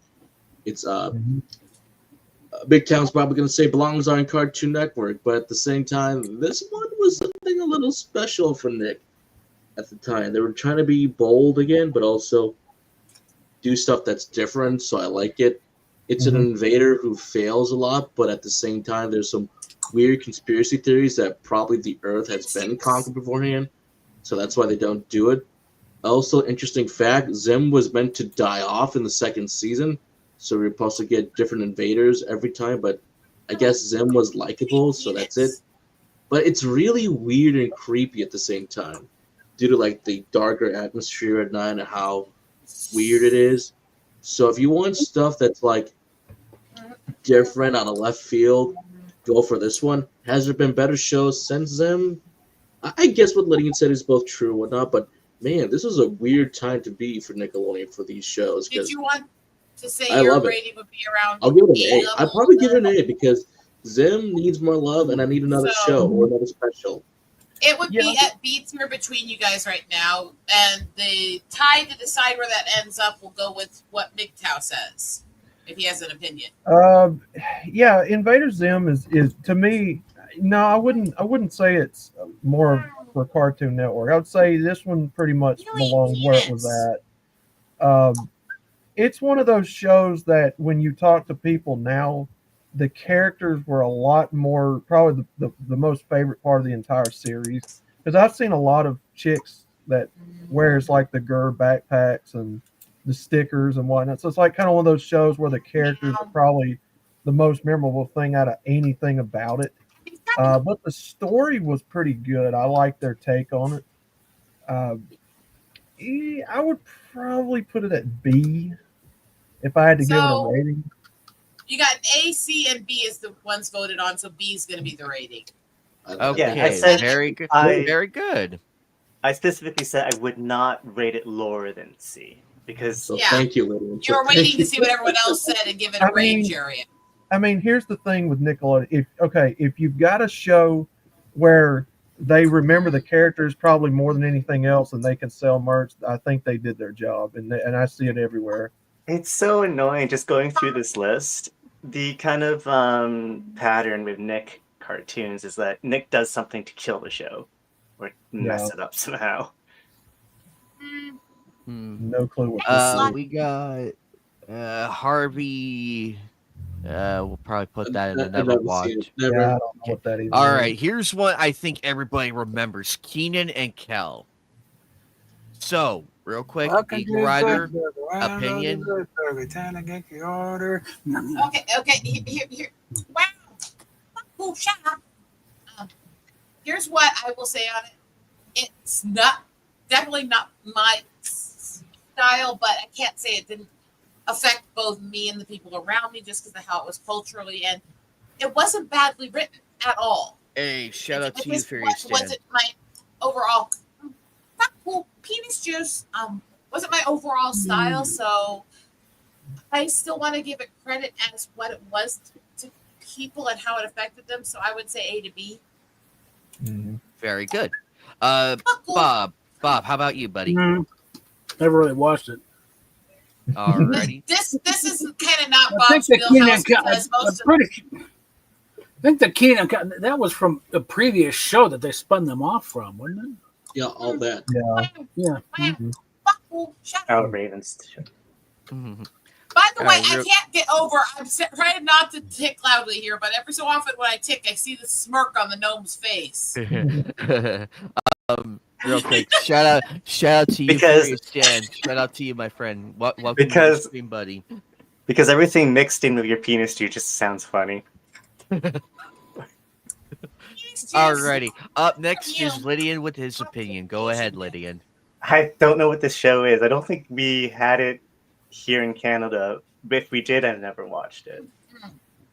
Very good. Alrighty. So you're on the fence of this. So no opinion. Well, yeah, no opinion. Geographical, understandable. It was a very American show. Okay, that's probably definitely why. Yeah, alrighty, that makes sense. Kermit, you have an opinion, real quick? What show is this? Keenan and Cal. I don't think I've seen it or heard of it. What is it? Fair enough. What is it about? We'll just take that as you never saw it. What is it about? Sketch comedy. Yeah, it's a sketch comedy comedies show. are hit or miss for me. Okay, that's fine. Then. All right, that's okay. Joker, go ahead, buddy. The floor is yours. Well, I do know the Good Burger movie that they did, so there's that. Have I seen the show? I vaguely remember the show, so I probably can't get a definitive answer. So, but like Eagle said, the writing that I remember for a few episodes, they weren't bad. Actually, they actually were funny. So maybe a C at best. They were actually very uniting. One thing I can say to them is I know people who were city, urban, suburban, very white, black inner city to native out on the res, all loved the show and came together with it. So that's why I feel like they have to have a good rating, is because they did reach people in different cultural pockets. Yeah. Very, very good. MGTOW, do you have your opinion? Okay. For starters, this show had the legendary Coolio as the guy that did the main intro for it. From what I remember, it had memorable jokes like, Kale loves orange soda and, the movies that like Joker was talking about. It did launch the career of Kenan Thompson and Kel Mitchell, but it was probably a mid-tier show at best, probably like B or C for me, only because, at times it could be funny, but they were better on all that.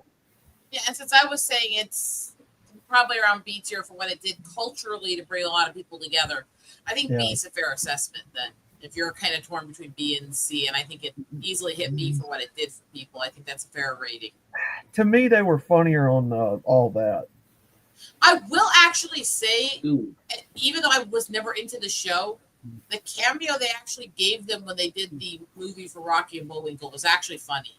And it was based on that show and those characters. Oh, this next one is another one. Oh, man. Alrighty. Up next is Rocket Power. Oh, God. No. I remember this vaguely, I think. Okay, so Eagle Rider gave her opinion. Bob, I take it. Bob basically doesn't know Nick. Okay. Not past a certain point. What was that again? Rocket Power. Not a clue. Okay. Lydian, okay, he has the hand gesture up. Okay, he's good on that one. Kermit, you say you're familiar with this one, so go I ahead. think is that the are they that the girl in Hawaii or has a Hawaii friend? They have a Hawaiian friend at the Shore Shack. You're not wrong on that one. You're not wrong. That's all I remember about it. Alrighty. I haven't really seen it. Okay, fair enough. Fair enough. Joker, how about you, buddy? Go ahead. Okay, I remember this because for the video game called Beach Bandit, I knew every single line in that game. And me and my buddies, we would just go into the cheats, do all the questions just to unlock everything quickly. As for the show, I do remember this just being like Nickelodeon's answers to extreme sports, but like a kid version, have them do their sports, but also have a B plot, how to get to that, whether that them be helping out at the Shore Shack or just doing anything between summer and maybe school. So this was basically just a fun show to watch, and it was actually pretty entertaining. Has it aged well? Enough. I'd probably give it a good B because just for at the time that it came on. Also, Wait, what was that rating you said? I'm sorry. B tier, probably a good B. All right, Okay. very good, very good, very good. Mixed go ahead. Okay, so what I want to start off by saying with this one, one thing Lydian said earlier that I really liked is go back to the time period which this show was written, and at the time, skateboarding, bike riding, rollerblading, like he said, extreme sports, that was the thing kids did at the time before really internet took off. And so this cartoon tried to capture the popularity of Tony Hawk and the whole extreme sports, which was it was the direction Nickelodeon was going in at the time, which was what Guts was and the game shows and all that.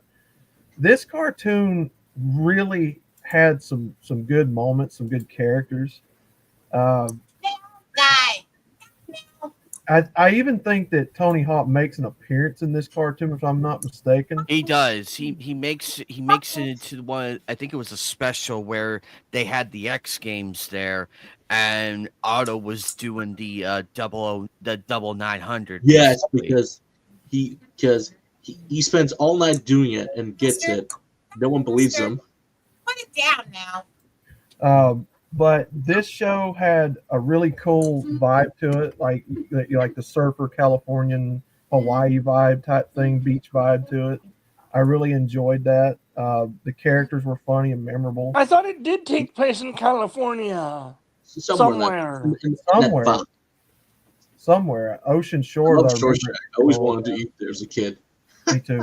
Was it based off of somewhere in California or in California? Probably. This is another show if you're into. Did it ever say? Wow. This is another show if you're into extreme sports that you should give a try, and I think it belongs in any collection of a Nickelodeon child fan.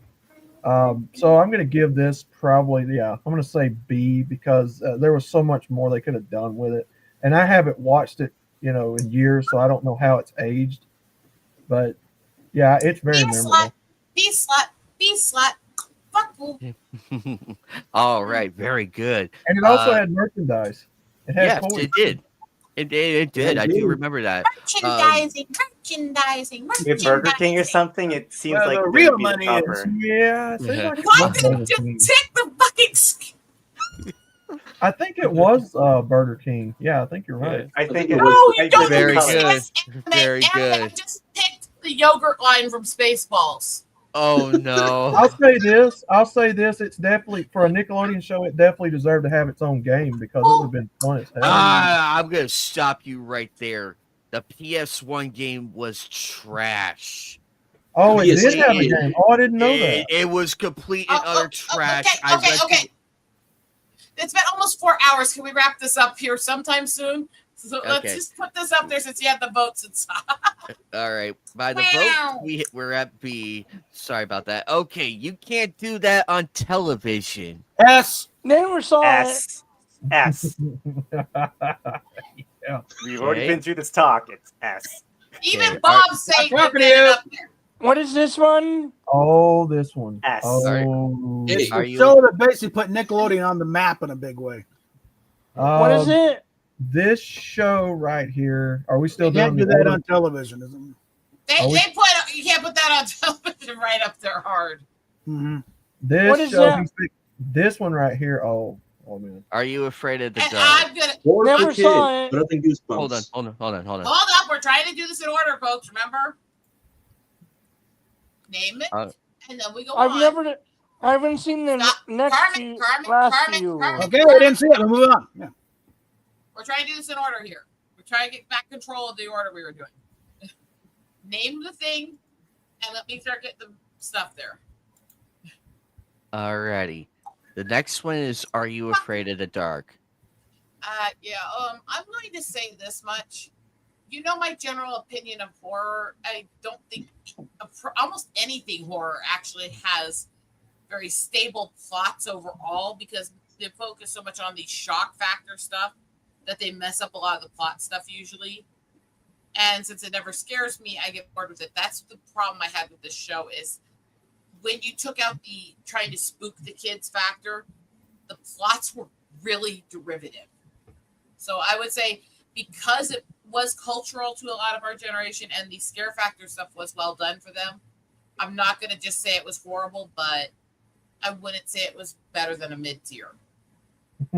Very good.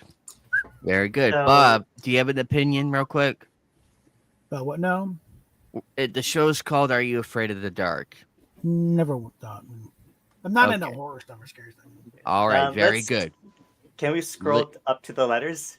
Please? Yes, of course. Absolutely, Lydian. I So got you. No. if Rosetta is arguing from a point of C, I'm going to argue up from there. She's saying it's better than a mid tier, so we're looking between C and B. Let me try to argue for A then. Like you can't do that on television. Are You Afraid of the Dark was another Canadian production that Nickelodeon was able to get because of like kind of that relationship. Canada. Wow. Bitch. But because of that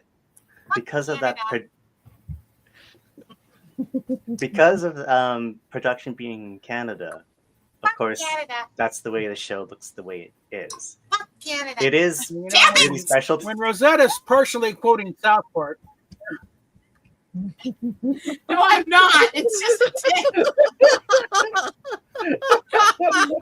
No, you set I think this we off. should move I'm blaming you, on. you little dumb bitch. I think we need to move on. yeah, as the song I- Blame Canada kind of missed you. I would be happy if it stays in A tier. Does anyone want to argue less than that? Nope. I said C. I did not say It was B like to C, horror first for of all. kids. It was better. I thought it was more scary than Goosebumps. I love the practical effects they used in I this. hated Some of these Goosebumps stories so were much. actually decent enough. You just swayed me. I hated Goosebumps so much. The fact that it was better than that, I will give him a B. This better than show, Goosebumps. this Pretty show much. had, and again for the time period, it did its job. It did put fear in a lot of kids watching it. But Bitch. this is a show, in my opinion, that I think really needs a remaster or a remake to try to do it in modern times. This show was. Anytime you talk to a diehard 80s or 90s kid that remembers this growing up, this is always at the top of their list. So, yeah, I'm going to say at least A or B. Anytime? Die Hard 80s or 90s? Because this show, Lecture about his comment about everyone having turtle mania earlier. well, this show has like it has a massive amount of potential to like be in modern times and have new stories and better effects. Oh, I'm not disagreeing with that. Yeah. Just when people say anytime or always or everyone, it automatically makes me want to say bullshit. Because I hate generalizations and saying all. Yeah. But for a Canadian show, it was great. I didn't even know it was Canadian. Especially for a till years Canadian later. show. I mean, look at Canada. I mean, Go fuck Which is yourself. crazy because a lot of good, like in WWE, you get a lot of good Canadian wrestlers. It's crazy. penis up the north. Mm-hmm. But yeah, you always hear 90s kid or 80s kid always saying this is one of the best shows that they remember from Nickelodeon. Very good.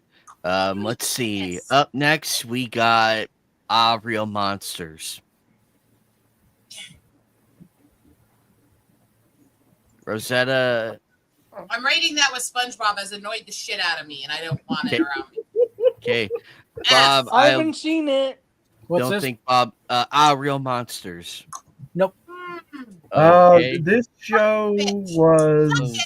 Fuck Canada. Okay. Imagine Garbage Pail Kids, the stickers and stuff. That's kind of what this was. Yeah, it was. It was a good. I remember it was an okay show. I mean, I would probably put it about B or C because it's memorable, but it wasn't like the episodes. I don't remember anything about the episodes. The characters I do, but the episodes no, or the story. Okay, All but right, if we'll he's put saying our- B to C and I'm saying F, then that's fighting C to D range right now. So we're going in with anyone else. I know Lydian put up the X sign, so he gave his opinion. Joker did the same thing, but in respect to all of that, Joker, Lydian, where would you put this in the rating? Just a rating only. Just a rating only. Nothing. Probably further. agree because I don't even know the show. If I watched it, I would be like, what am I watching? It basically so the premise was they go to a school in like a giant garbage dump, and it's like everything in the show is garbage related. Show. Fuck that. Yeah, keep All it D. A respectable D. It tried so hard, but it just missed the mark. I think we only Alrighty. have a few left because I'm getting really ticky. Yeah. All right. Up next is All That. Not all that. I haven't seen. Where we got Keenan and I Kyle. could not get into it. It seemed really What is it stale, about?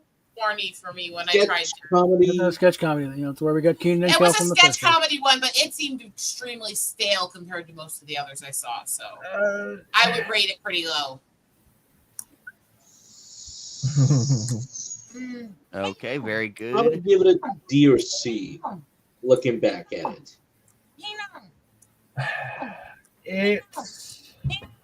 Yeah, for the time period, I mean, it was something new, and I appreciate it for what it tried to do, and it helped launch the careers of a lot of people.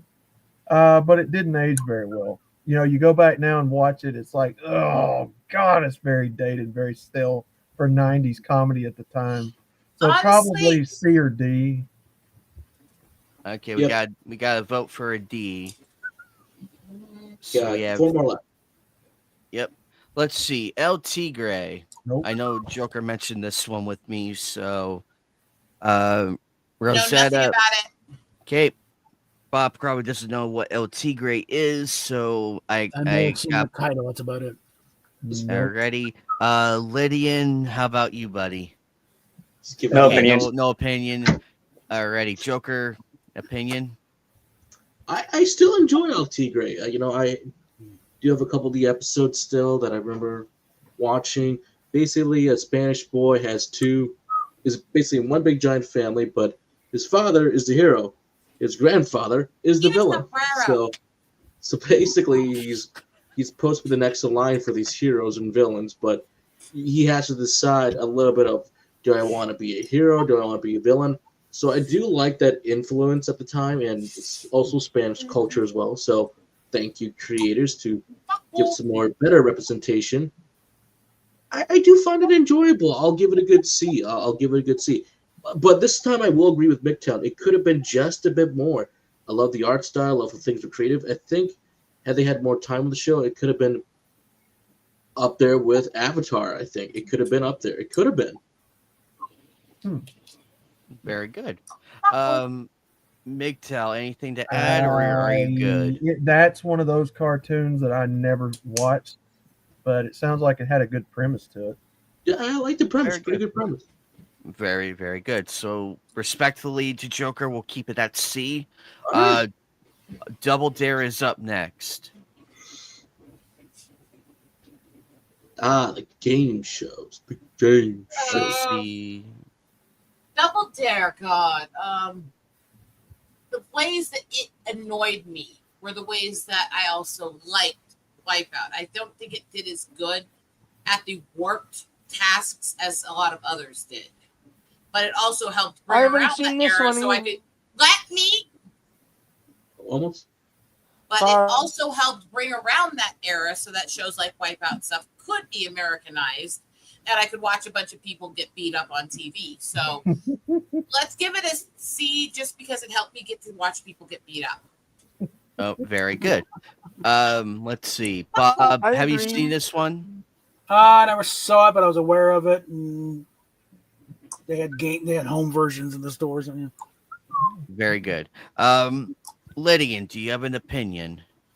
I do. Okay, go ahead. I'm in the same frame on the same frame of mind of Rosetta. You can't argue kind of Double Dare's influence in terms of what came after it, and it did kind of it did kind of set kind of the tone of other game shows that Nick does, and that's probably why Double Dare is the only one I remember from this list. If we were to look at the others that are going to come afterwards.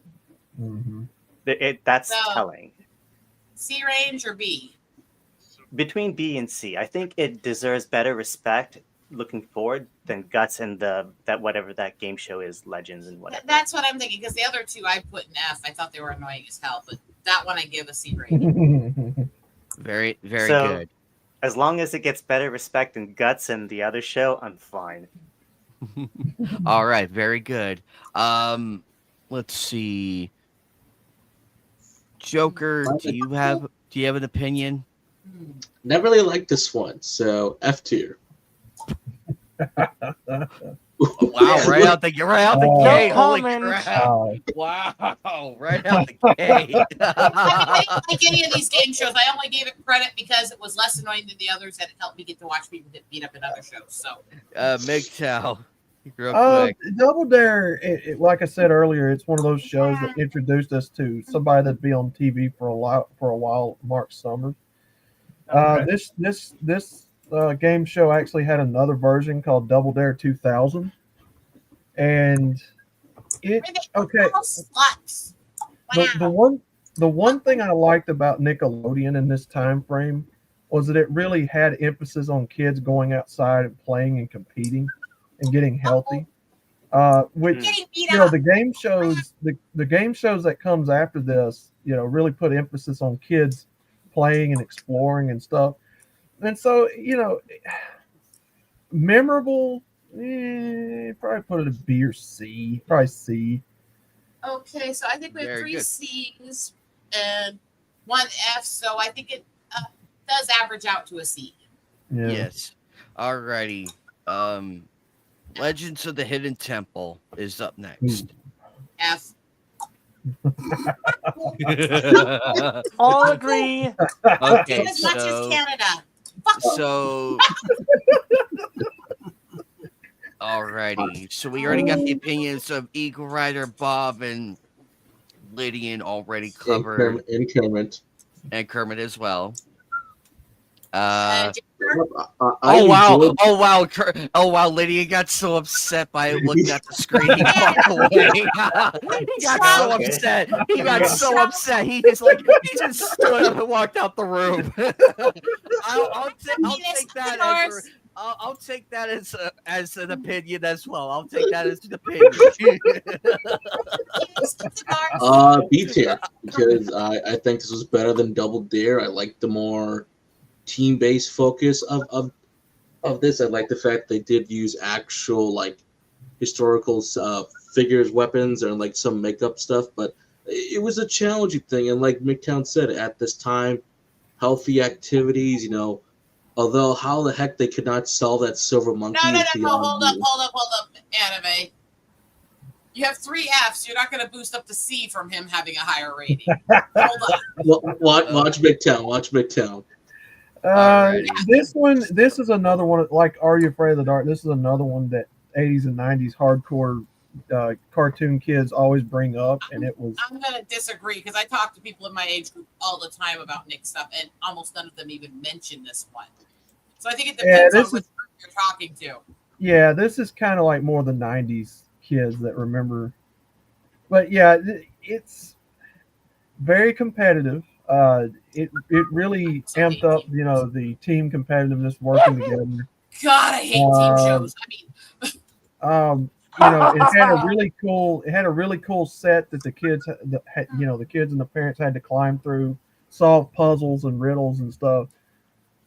But as far as going back and watching it, yeah, it's kind of hard to watch. So I think it does belong alongside Double Dare then. I think all I would say D. yeah, I would say D yeah, because most of us had a bad rating to it, but two of us have a decent rating, and I do think it's below Double Dare because it had less cultural impact. yeah. So yeah, at least So, Yeah, three. I think that I will compromise and say it doesn't have to be an F tier for me, although I really, really fucking hate team-based challenges and shows. Yeah. And Yeah, really, to me, all I thought was it was literally them trying to badly profit off of Indiana Jones, honestly. It didn't. The show now doesn't hold up, but like for the time period, it was entertaining to watch. No, it wasn't. Wow, Rosetta. Yeah, now it's probably like cringe. It's probably showing its age as far as a game show, but yeah. Hey, Alchemy. Hey. Very good, very good.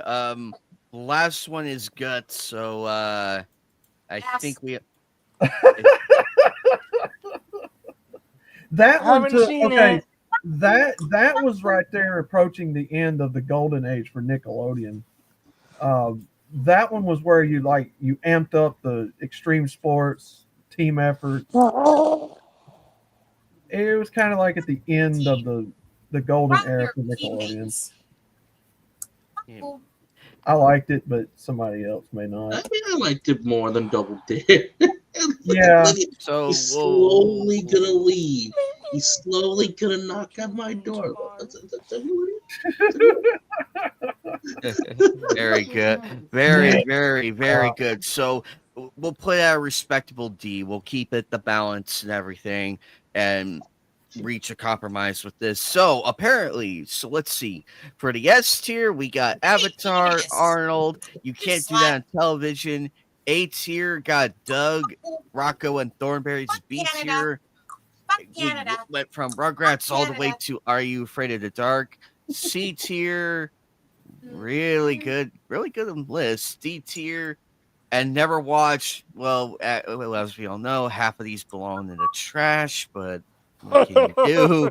I'm probably living in trash right now to get paid. But this is probably I want to say this is the official tier list of Knights of the Anime Table in terms of Nickelodeon. It's the best compromise we're going to hit because we have some very differing opinions on everything. Yes, I agree, but we managed to make it work though. We managed to make it work. Fat master. Well, you should tweet that out to the people within the group and say does anyone have does anyone have a disagreement with one show in particular? Very, very strong opinion. I will say this is the first tier list we've done where we've actually managed to let everybody have penis juice, their say and everything. Drink it, slut. Yes, penis juice for everyone. You see the difference between intentional and dick? Fuck you, you fucking gnome-faced fucking bitch. Yes, it is. It is. Trying to make a point. This was the first time that we actually managed to really give each other turn so we didn't have to interrupt each other constantly throughout the tier list. And I think we've got a generally good pattern going forward so we can keep doing these because they are really good things for us to do as an entertainment commentary stream and channel. So I think while we had our arguments, our disagreements, and our you eat penis, fucker, and our moments, I think this one we actually did really well finding a cohesive place we could compromise on everything and agree. Fuck you. I agree. We're learning to play better together. I agree. We actually have a solid foundation going forward whenever we do these. Stick penis in your butt.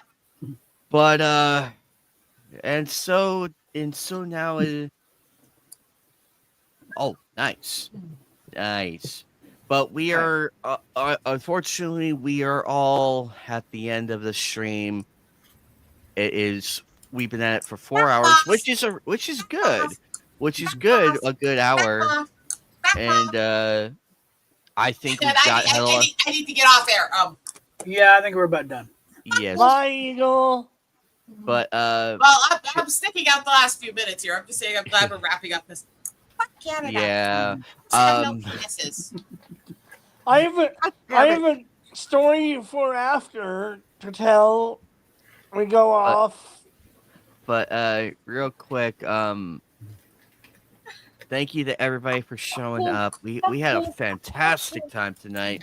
I know we probably threw spears, trucks, and gnomes and pantyhose all over the place in our arguments with the tier list. Why are we throwing gnomes? I mean, they're small enough to throw, but still. Who's throwing pantyhose? Wait. When did my avatar... Throwing gnomes is like dwarf tossing. It's I was about to say that. Dwarf, yeah. Wait, when did my avatar take pantyhose off? I don't remember that. You were drunk, outlaw. But real quick though, we had a great time tonight. Event at, check out Circus, gnome tossing.